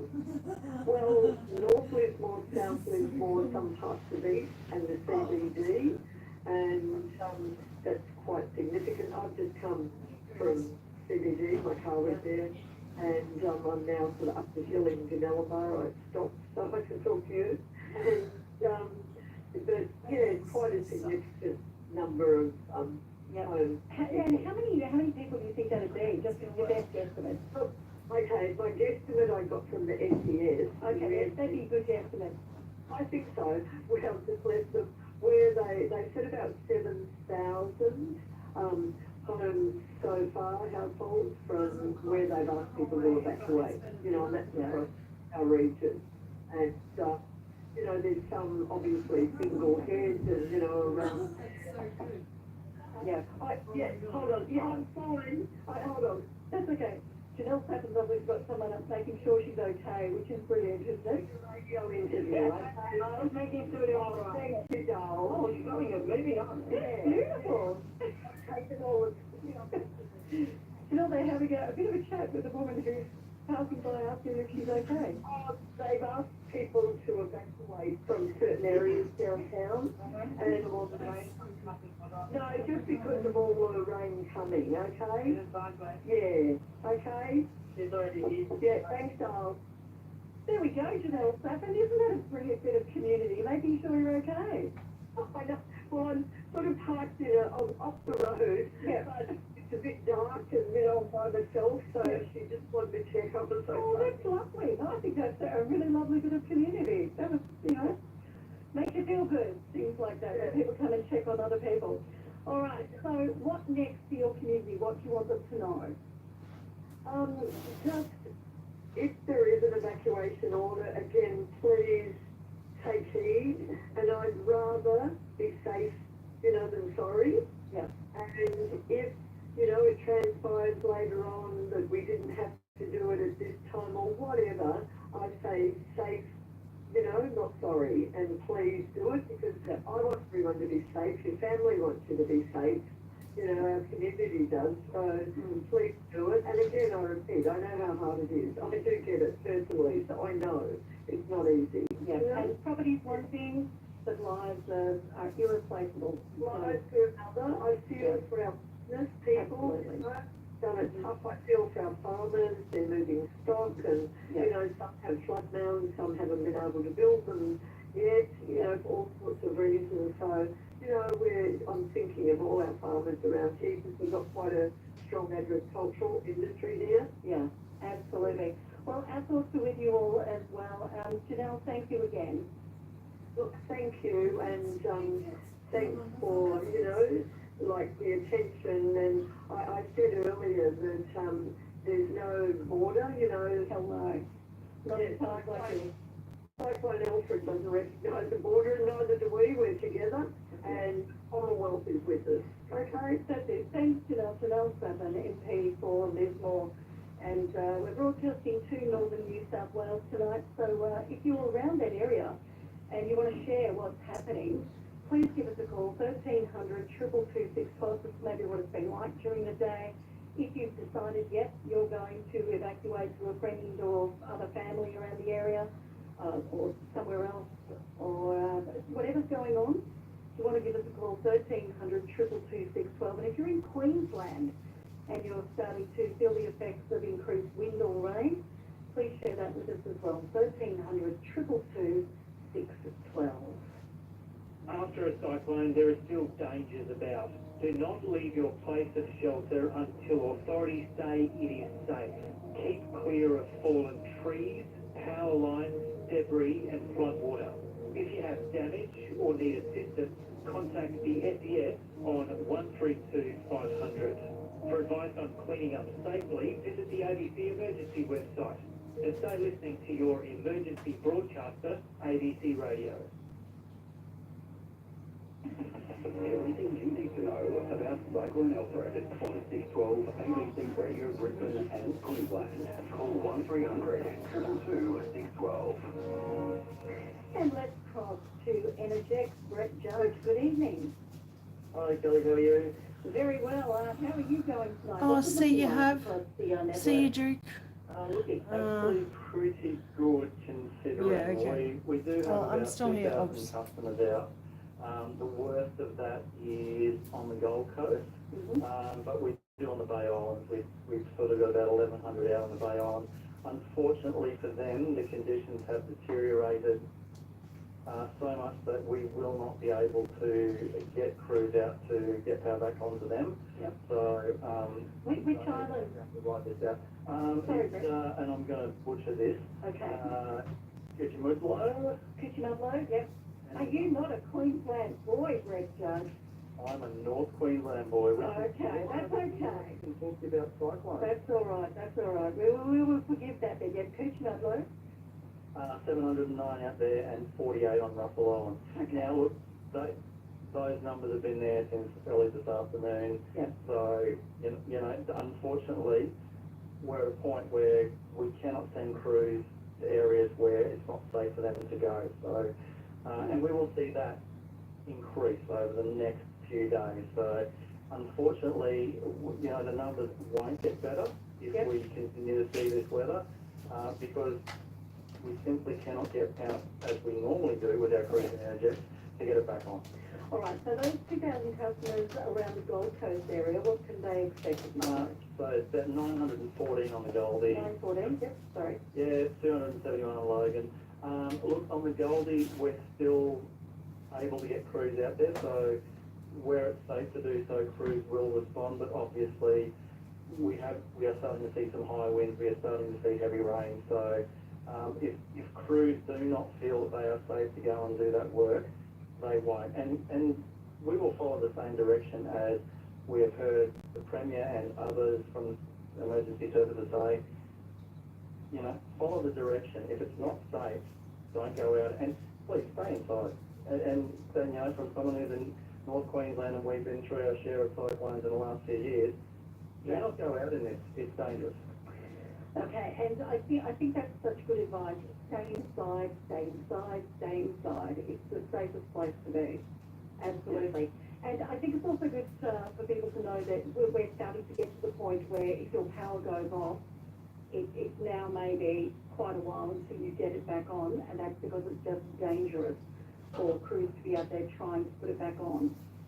It's also dangerous for people, right? Yeah. So if wires come down and the storm's passed, the cyclone's over, please don't think that's the end of it, because you can't necessarily see wires down in your front yard, in vegetation.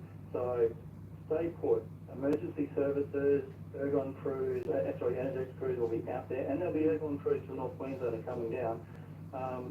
They'll be out there to make it safe and get the power back on. If you see a wire down, don't touch it, just ring 000. Yeah. Alrighty, that's good to hear. How many crews have you got coming down? So there's about 800. Now that includes contractors with vegetation, that's lining, that's a whole range of people. They're staged outside of SEQ at the moment, but you know, within SEQ, there's about 1,200 crews that are ready, provided they're not personally impacted, and that's a really important point. These people live in your community, right? The people who put the power back on, they're the person who's also potentially leaving a family at home without power to go out and put yours back on. So we ask people down there to be patient. We know it's going to be hot, it's going to be wet, it's going to be uncomfortable, but the people who are putting your power back on, they're leaving their families to do that. Yeah, absolutely they are. All right, Brett Judge, thank you so much. Look, we'll catch up again in a couple of hours and see what's going on. Absolutely. Thanks, Kelly. Thank you, Brett Judge from Energex. Evening with Kelly Higgins Devine. Live across 612 ABC Radio Brisbane and Queensland. Covering Cyclone Alfred. Call 1300 222 612. And we're going to catch up with Brisbane Markets shortly to see how they've prepared for the cyclone and what that might mean for our food supplies over the next few days, and food supplies into northern New South Wales as well. ABC Radio Emergency Information. And let's get to the latest information we have for you. We're recapping that information across Queensland and New South Wales. The New South Wales FES has issued emergency warnings for the following She's areas. going hard on the pheromones, man. She knows I'm stressing out. My apologies if I butcher any of these place names. Lismore, parts of Corotai, parts of Kyogle, Single Head, Billy Nudgel, Yukai, Bunga Walden, and Tumbolden. The FES says you must evacuate these areas as soon as possible tonight, because forecasted heavy rainfall will close evacuation routes. There's also emergency warnings to evacuate before 8 a.m. tomorrow, Friday, for parts of Bowraville and Maxville. Evacuation centres are being set up right across parts of northern New South Wales. If you have the internet available, you can find these on the New South Wales FES website and on the Hazards Near Me app. There are multiple watch and act warnings in place across local council areas of southeast Queensland. The best way to find out what's going on in your area and what action you need to take will be located on your local council's disaster dashboard, website, social media, and on the Queensland Disaster Management website at disaster.qld.gov.au/warnings. So listening to us here on ABC Radio across Queensland and northern New South Wales. Coming up after the top of the hour, after the news, we'll have the latest information on the cyclone's movement, the flood warnings, and what conditions to expect tonight. This is cyclone coverage on 612 ABC Radio Brisbane and Queensland, your emergency broadcaster. Look, a few things have been short on the supermarket shelves, even in Toowoomba, where I am. I went across to the supermarket, silly me, at 5 o'clock. And no bread. So it's all right though, no hassle. We've got something else. We'll have ham, cheese, and toasted ham, cheese rolls or something instead. So you just adapt, don't you? None of it's a big deal. So we thought it might be good to check in with the Brisbane markets and see what their supply of goods are looking like over the next few days. Andrew Young is the CEO and Managing Director of Brisbane Market. Andrew, hello. Hello, how are you? Good. Look at the big operation out at Rockley. How have you been getting prepared out there over the past few days?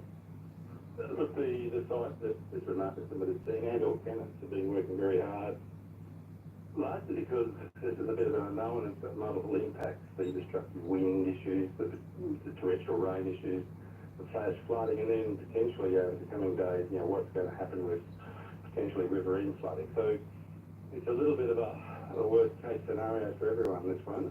So there's a lot of work done.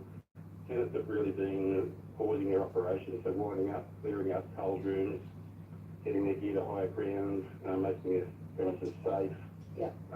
They're doing the same, so we've done a huge amount of flood mitigation work over the last 10 years, but raising electrical and critical infrastructure.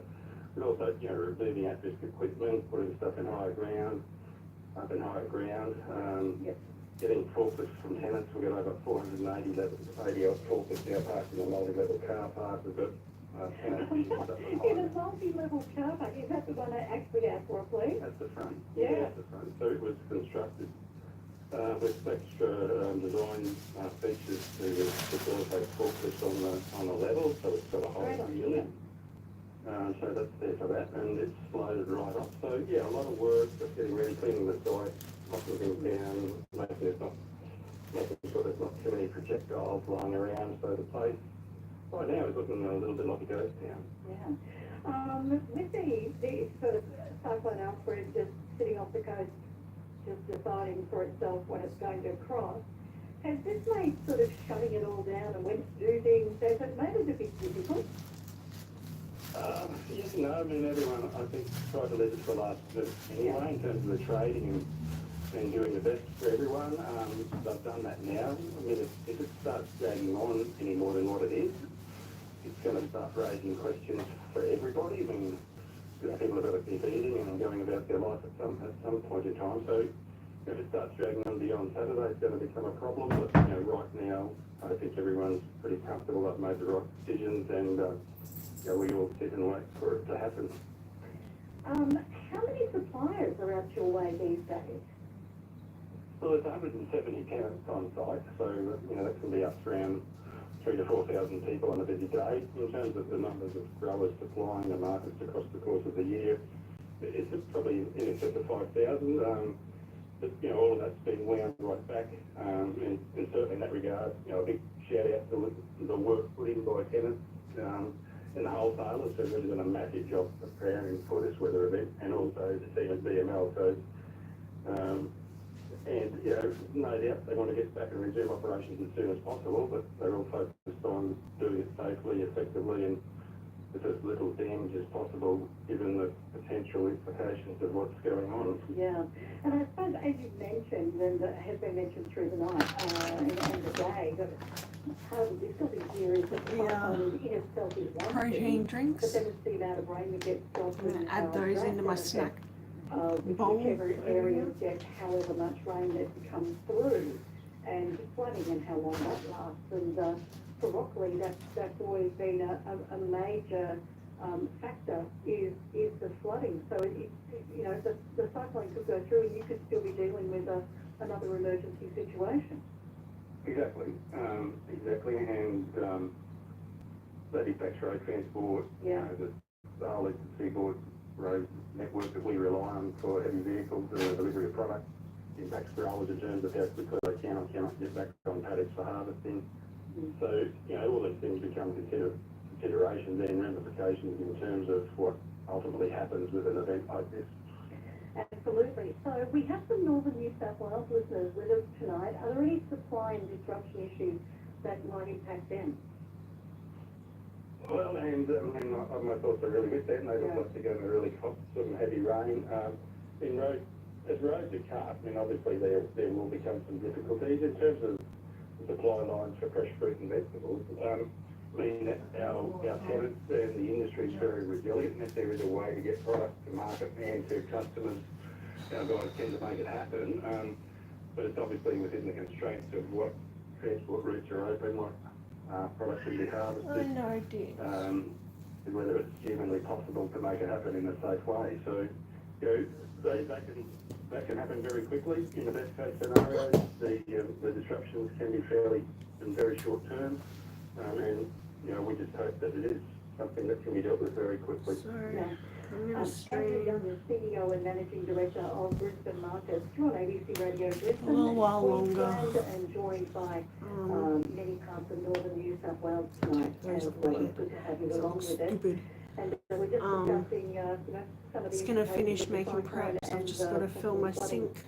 for the market. So Um, Andrew, where are some of the fruit and veg suppliers that are and going then to we'll come up be in short business around more or less. Queensland? What sorts of things might we then have supply issues with? Whole loads of appliances away over here. The thing with fruit and vegetables, if one region gets supply issues, there's often others that step in. So, that's the thing with Australia. When we've got a very geographically dispersed range of production areas. So, and those things can be addressed, reasonably quickly, with a little bit of time and a little bit of coordination, which happens through our market wholesaler. So, the fruit lines, generally there can be substitution as well. So, if something's knocked out for a week or two, there's often another fruit people can eat, apples, bananas, oranges, whatever.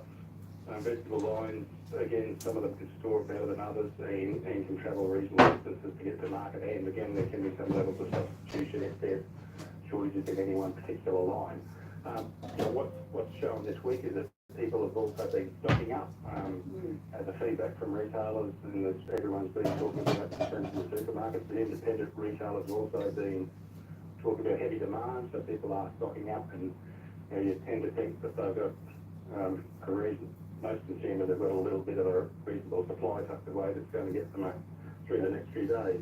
So things to turn around, fingers crossed, that nothing won't deteriorate any worse, and that yes, the major riverine flooding that people are talking about, or certainly not to the extent that they're talking about, that would be a nice outcome, and in which case, things will get back on track fairly quickly next week. That's what we'll all be hoping for. Andrew, thank you so much for your time, and our best wishes to everyone out at Brisbane Market. Yes, thank you, and all the best to everybody.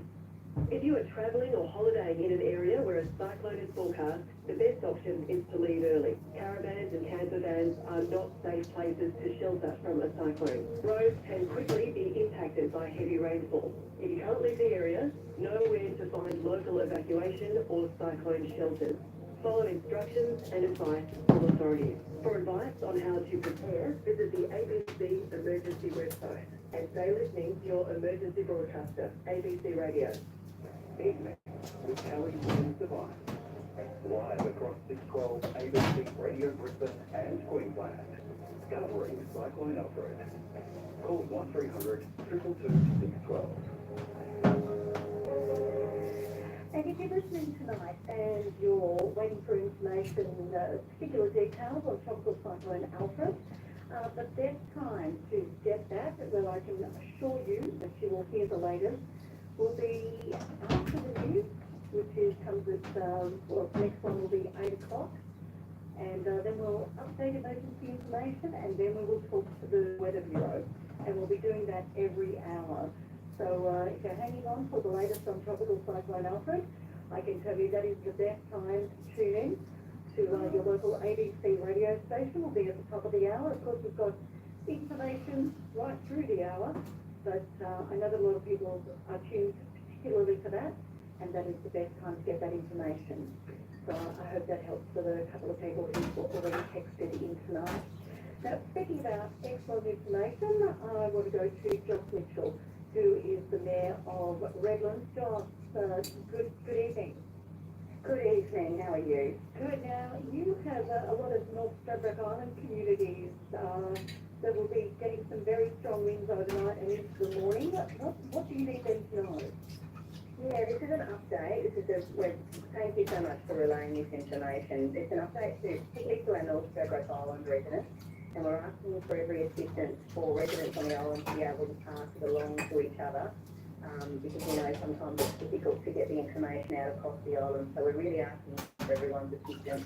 With the weather update, we're now expecting that winds will pick up and that tide surge will increase due to the wind activity, and that's going to now occur from about 4 a.m. this morning. tomorrow morning rather. So we're wanting residents to be aware so that they don't wake up to this kind of impact. We know that will then have obviously an impact on the coastline and properties along the coastline and those low-lying areas. So we just want to make sure that everyone's as prepared as possible. How have people been with either storing up their properties as much as possible or leaving their properties, those that are facing storm surge? Yeah, so we've had good feedback, and I had a meeting with the councillors earlier today, and also being in on the state update with the Premier, and also another mayors and state agencies. And we've had really good response locally from people getting prepared for this event. So councillors provided good feedback. We have heard in response to our opening our places of refuge that no one has actually taken up that offer, so no one has felt unsafe then to use those facilities. So that's been a good indication as well. Given the level of grocery shopping beforehand and sandbagging and everything else, we hope that everyone is prepared as possible. Josh Mitchell is Redlands Mayor. Councillor, those North Stradbroke Island communities, are you concerned about the isolation factor there?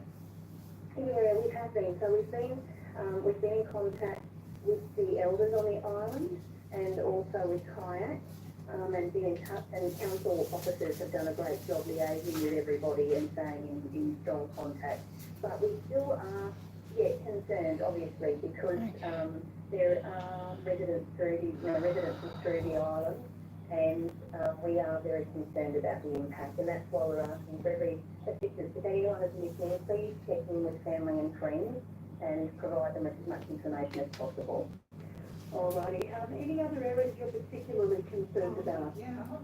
So this wind will impact North Stradbroke Island on the eastern side particularly, and then also the eastern part of our local government area, and that will then slow down obviously across the SMBI, the Southern Moreton Bay Islands, and the coastal areas there. So Victoria Point, Redland Bay will also be affected.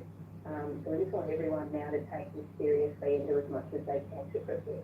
All right, and just those details again, what sort of winds are people looking at?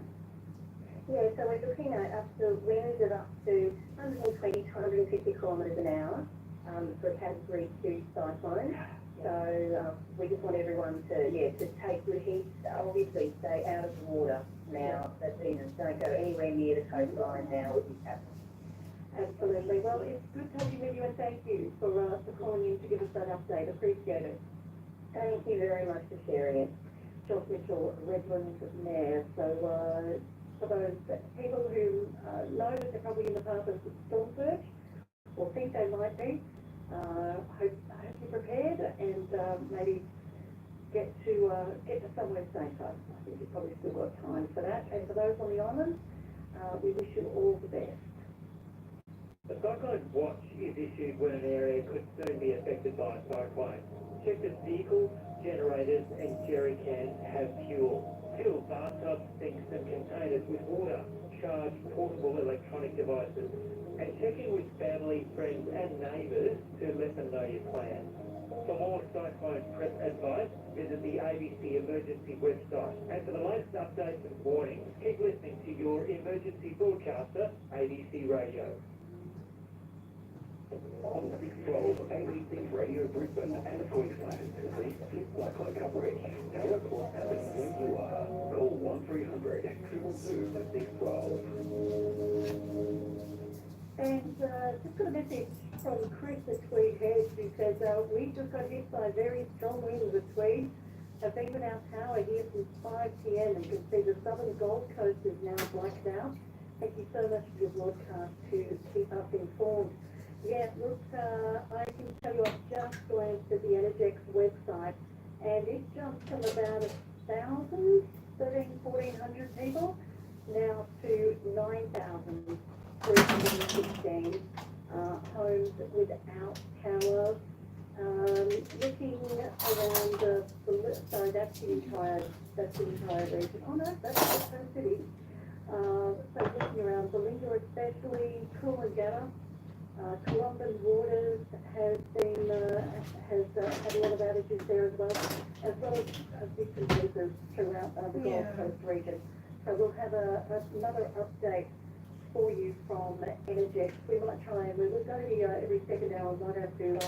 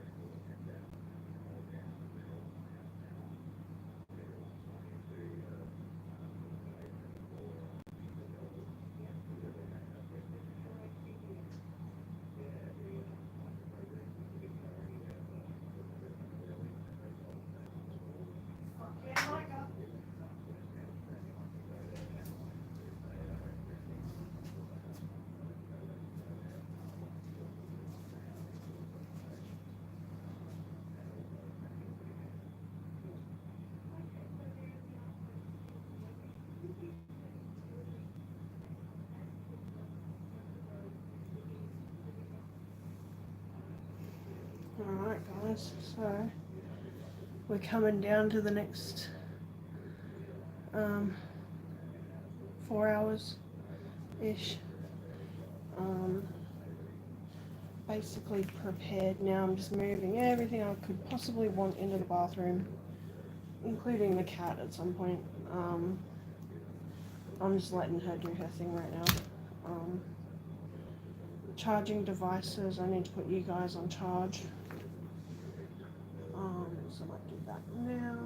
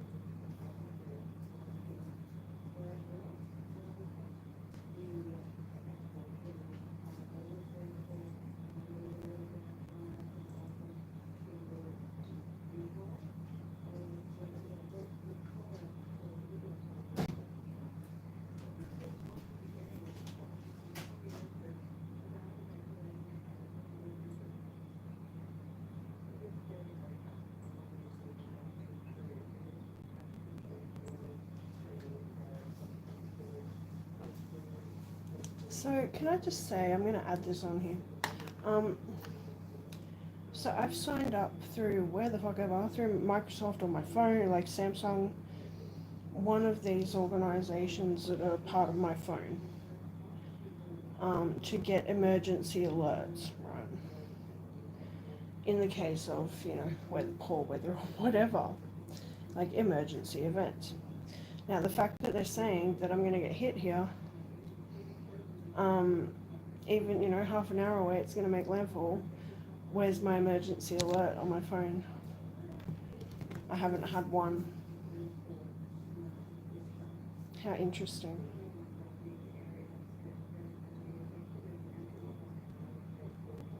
$4.47. Duke mentioned me in a post.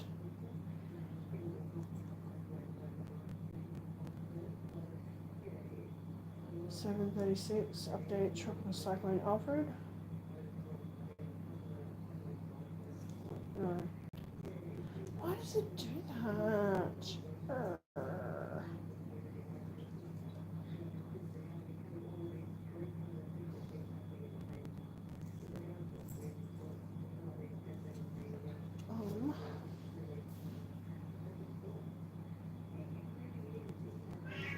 Meow. She's been very vocal today.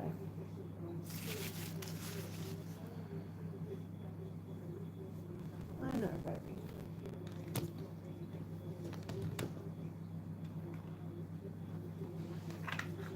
Me. I know.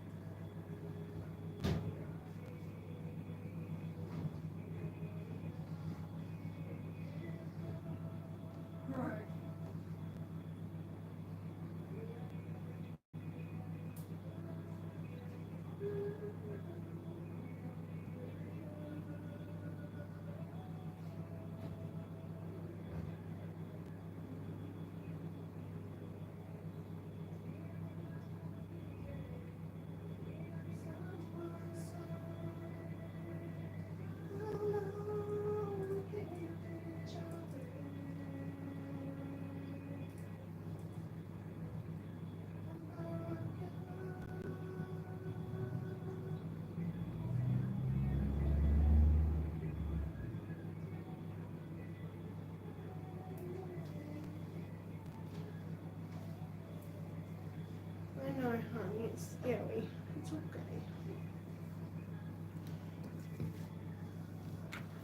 Alright, I'm going to put this on charge in there. You can stay on charge there for now.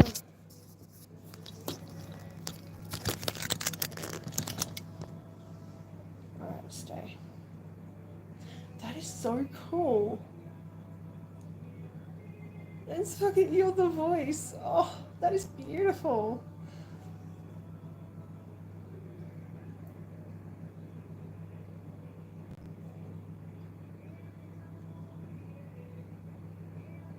It's beautiful. Oh, how lovely.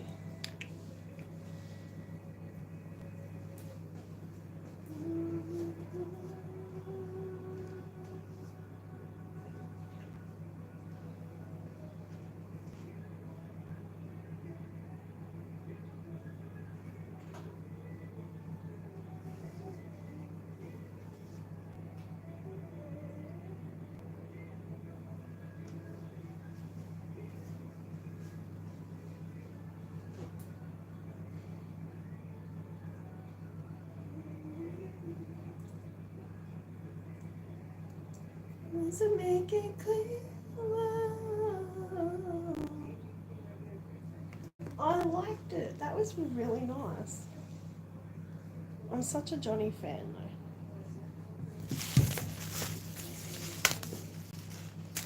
I better do this window. I don't know if this is going to ever work, but I can only try, right?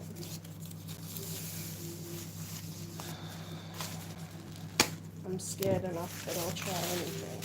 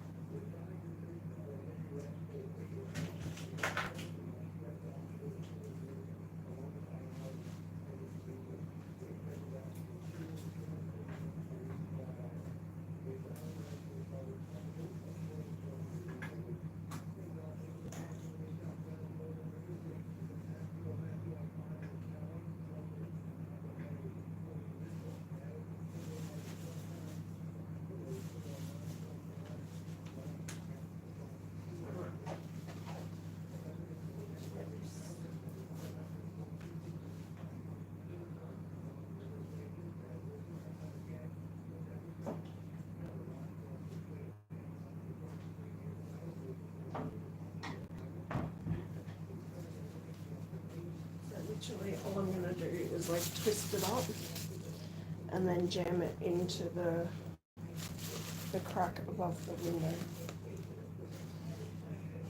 That's all I can do, right?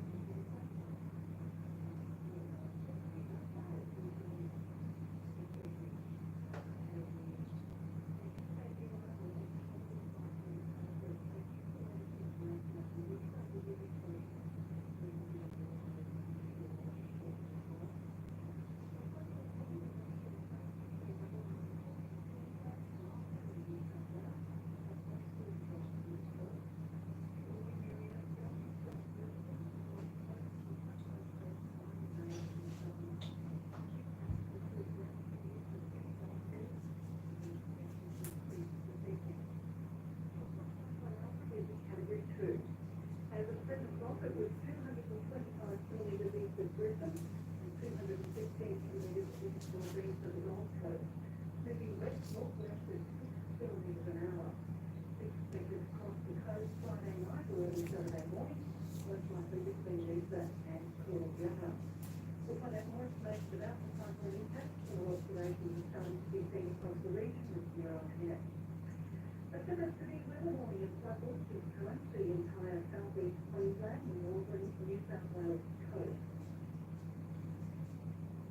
6-hourly rainfall totals between 200 and 250 millimetres and 24-hour totals between 350 and 450 millimetres are possible across parts of Friday and Saturday. The Bureau has issued major flood warnings along the following rivers in New South Wales: Tweed, Wilson, Brunswick, Richmond, Cylinder, Nambucca, and the Walla Rivers. You have the internet available with full details of the latest weather, flood warnings, and the latest cyclone track map are available on the Bureau's website, as well as the ABC emergency website. Alongside these flood warnings, the New South Wales FBS has issued emergency warnings for the following areas to evacuate tonight: Lismore, South Colokai, South Kyogle, Eagle Head, Williamsville, Utai, Bungalowin, and Sullivan. The FBS says you must evacuate these areas as soon as possible because forecasted heavy rainfall will close evacuation routes. There's also emergency warning to evacuate before 8 a.m. tomorrow, that's Friday, for parts of Bowraville and Maxville. Evacuation centres have been set up right across parts of northern New South Wales. If you have the internet available, you can find these on the New South Wales FBS website and on the Hazardous Near Me app. There are also multiple watch act warnings in place across local council areas of southeast Queensland. The best way to find out what's going on in your area and what action you need to take will be on Council's disaster dashboard, website, social media, Queensland Disaster Management website, and disaster.qld.com/warning.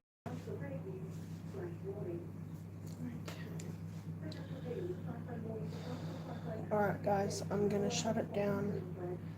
I've still got a couple of hours, so I'm gonna just run around like a mad chicken getting stuff set and put away and cleaned up as best I can before I try to shut the cat in the bathroom. See how bad it gets tonight, I don't know. At least she knows where her bed is. If she freaks out, she's just running there.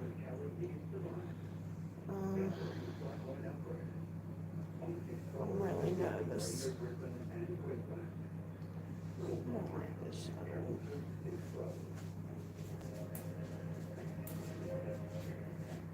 Indeed, the television line that was sleeping, and we're getting a lot of text messages just saying that the winds around the Gold Coast especially seem to have increased substantially for some people in your region. Or you can text 0767 922 612. Let's go to the Bureau of Meteorology and your time. Senior meteorologist, good evening. Good evening, Kelly. Hope you're doing all right today. Yes, I'm in Toowoomba, so actually I've been okay, still okay, but obviously people are starting to feel it around the Gold Coast centres. Yeah, they are. They will really be feeling both the increase in the wind and the increase in the amount of rainfall we're seeing. It's just the drift of the rain as well. I think it's more widespread over the coming hours, and that's really expected as tropical cyclone Alfred continues to get closer to the Queensland coast. We will see both those winds picking up, and we will see that rain get more extensive and heavier through the night tonight. So looking at what we're seeing at the moment, we see winds, particularly from that Gold Coast area, picking up in the last few hours, currently gusting around 80 kilometres an hour there. Other parts of southeast Queensland between 40 and 70 kilometres an hour. We've got 70 at Curiosities. The odd stronger gusts coming through as well from exposed coastal locations, which has been as high as around 110 kilometres an hour through the day today. So really, really windy already, and those winds are only going to pick up over the next 12 to 24 hours on Cyclone Alfred's approach. In terms of rainfall, at the moment, the rain has been a little lighter than what we saw yesterday and through the morning. But we're tracking a couple of different things on the radar which are going to impact parts of East Queensland and potentially across the state border into northern New South Wales through the next maybe 6 or 12 hours. So firstly, there's a narrow band of quite heavy falls which is currently just moving through Port down to Tweed Heads, and that will also the Gold Coast and potentially parts of the far north of the northern rivers in New South Wales. And then we've got a much larger band of rainfall which is currently up over the water to the east of the country. There's some jet ski falls in that as well. That is moving towards both southern Queensland and northern New South Wales, and likely to arrive onto those eastern states through the night tonight really. So picking up in the next 2 hours and then perhaps through the early hours of tomorrow morning. So rain looking to become more extensive and more widespread from around about Brisbane down to perhaps Grafton or Yarra in New South Wales. So the flooding warning has been put out to northern New South Wales. Can you tell us a bit more about which rivers are affected? Okay, so we've got flood warnings and flood watches which have both been issued. So we'll start with the warning. So those are the rivers really where we're seeing the levels already starting to rise based on the heavy rain. A lot of it came through last night overnight. As I said, that rain slipped out a little bit today, but we are expecting another pulse to come through tonight. The heaviest falls so far have been on the New South Wales side of the state border there. That's where most of the flood warnings are present. So I'll take you through the major flood warnings at the moment. We've got the Logan River, from the Gold Coast and the Tweed River, which of course is right along the state border there. We've also got the Marshalls Creek, the Wilson River, and the Richmond River in the northern rivers part of New South Wales. Then we go a little bit further south, the Coffs Harbour area. You see the Ballinger River, the Nambour River, and the Olara River, all of major flood warnings currently at the moment. 2 moderate flood warnings as well for the Hastings River and the Talang River around the mid north coast of New South Wales. And a minor flood warning for the Camden Haven River, also in the mid north coast. Outside of those specific rivers, we've got a very large flooding watch that goes from around about Port Macquarie or Taree in New South Wales all the way up to around nearly Bundaberg and the Wide. Shit. Wow, all the way down to Port. They're all fucked. If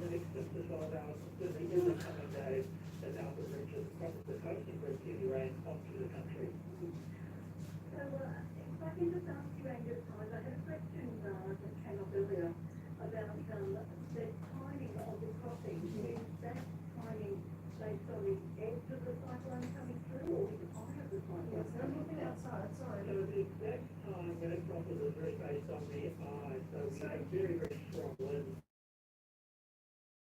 around the eye of the tropical cyclone. Those are the strongest winds actually around the eye wall, and they do a clockwise rotation. So what will happen if you happen to be in the path of the eye? It's quite a small area, so not many people will be directly in the path, but the wind will blow very, very strongly in one direction. Then as the eye moves through, it will calm down for a while. You're right in the middle there, and it might actually feel a little bit eerily calm if you happen to be right in the center of the tropical cyclone. And that could take It's a bit scary, guys.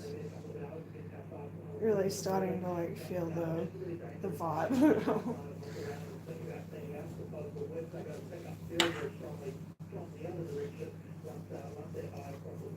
So the exact crossing point and the exact crossing time, that's where will be live the tropical cyclone. Okay, that's good to know. I think a lot of people are probably wondering about that. And can you measure how light the eye of the cyclone Alfred is? Sometimes you can measure it where you can get a really good satellite image from it, where it's unobstructed from other clouds in the area. At the moment, we don't see a clearly defined measurement. Can you guys hear the radio alright? Cover the top of it, but probably of the order of tens of kilometres, perhaps up to like 50 kilometres wide, maybe a little less than that, maybe a little more than that. Hard to say exactly at the moment, but that's sort of just around the area we're working with. All right, and just had a question come through about Coochie Island, and I imagine it's a question that a lot of people have friends and family loved ones on the island across today. But what can they expect overnight in terms of weather? Sorry, can you just repeat the name of the island? Coochie Island, but it's the old Moreton Bay Island. Yeah. So essentially, because they're a little bit further east, of course, they stick out onto the coast. That basically means they're going to get everything just a little bit earlier than what the mainland locations will do. So they're likely to see the wind pick up a little bit before, say, Brisbane and surrounding urban areas. along the islands of southern Queensland and off the southern Queensland coast. Those are the places that have been gusting into the triple figures today, 100, 110 kilometres an hour. So those are likely to push up to perhaps 120 kilometres an hour. And one other thing which has been really significant, not just today, but for the last several days, 4 or 5 days, is those coastal conditions across eastern parts of southern Queensland and northern New South Wales. Very large waves and very high tides, and those two have just persisted for several days in a row. Powerful waves have been eating away at the beaches, and there's some significant erosion across eastern parts, eastern facing coastlines, and that really is showing no signs of slowing down either. We'll continue to see very powerful streams which might continue to erode east facing beaches and coastlines across those areas for a couple more days. Yeah. And obviously it's important to talk about those coastal areas because they're probably the runs at the moment. So what about inland areas, say the East Shore, for example, or the inland areas, the Sunshine Coast, Gold Coast? What sort of, when do they expect to start seeing the higher use of the rain comes through in those areas? Yeah, that's going to hold up a little bit, particularly the rainfall. Now, we anticipate the winds.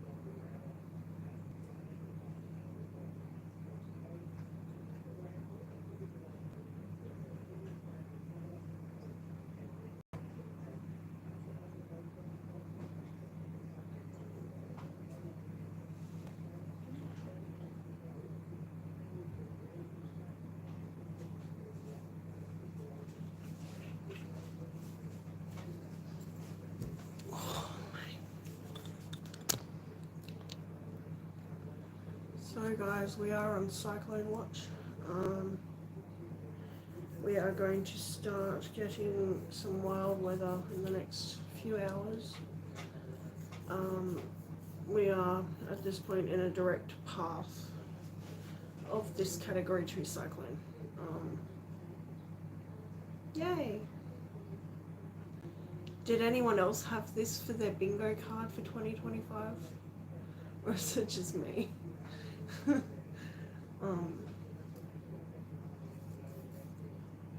I think I had everything but.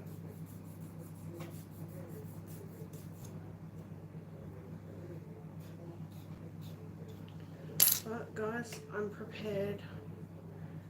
I've got Dizzy Sword. She's not gonna like being in the bathroom, but too bad, so sad. Charging you guys up, charging my other phone up. No, I'm not.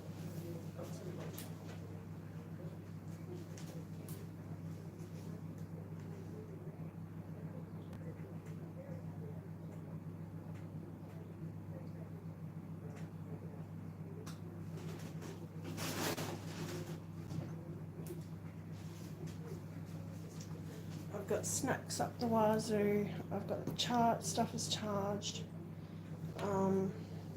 Just putting away some nice little bits and pieces now, and we'll be ready.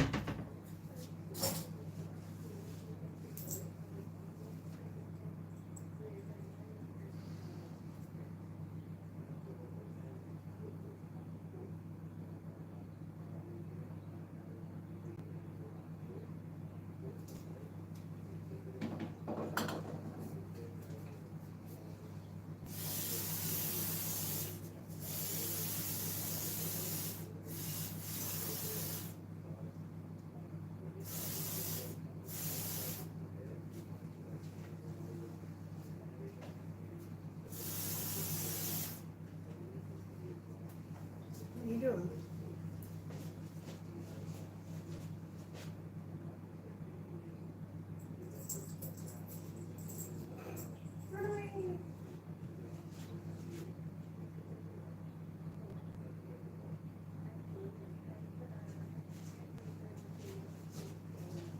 This is going to be a necessity afterwards.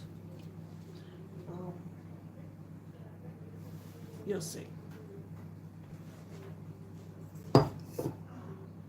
Get it. Get the thing.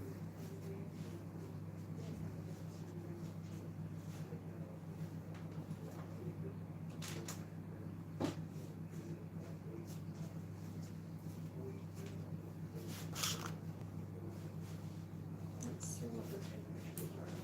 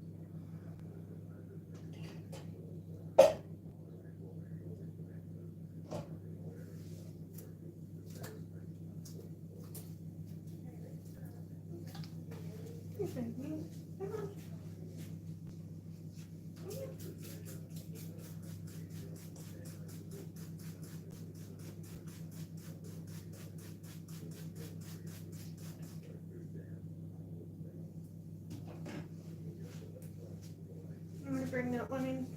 Huh? I'm gonna bring that bed in. I can. I'll put it in your plan.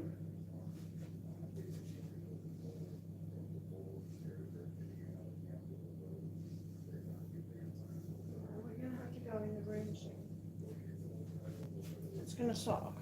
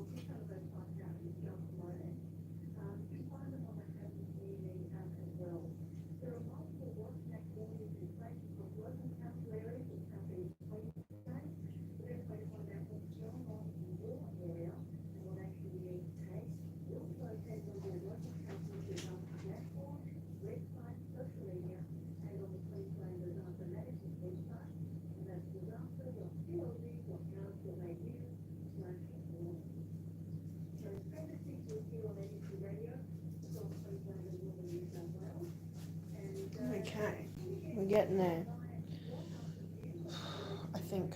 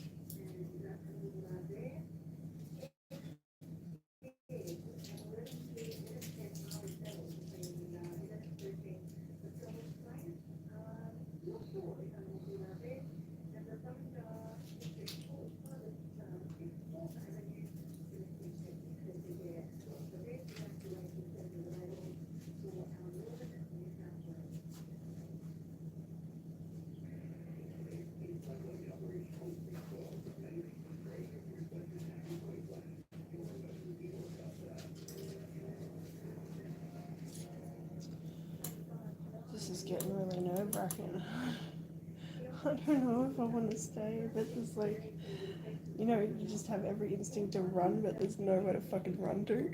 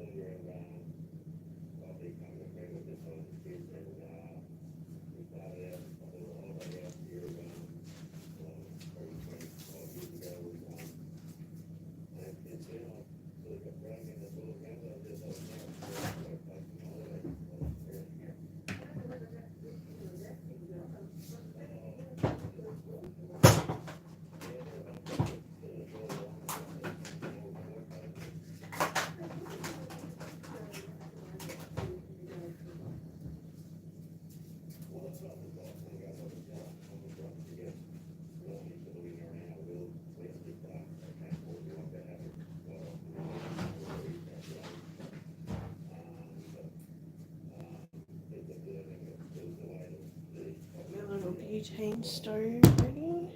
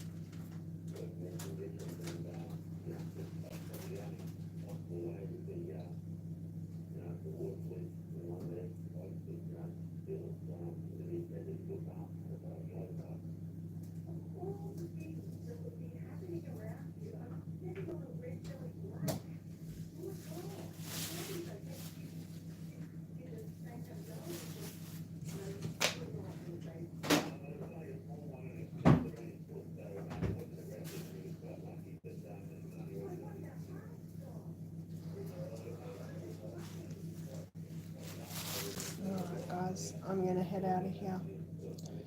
Take care, hopefully you hear from me soon. If not, it might be a while. Pray for me. Pray for everyone who's going through this right now. This is a nasty one for our area. It is not something that we are accustomed to this far south. It's going to be a massive recovery operation.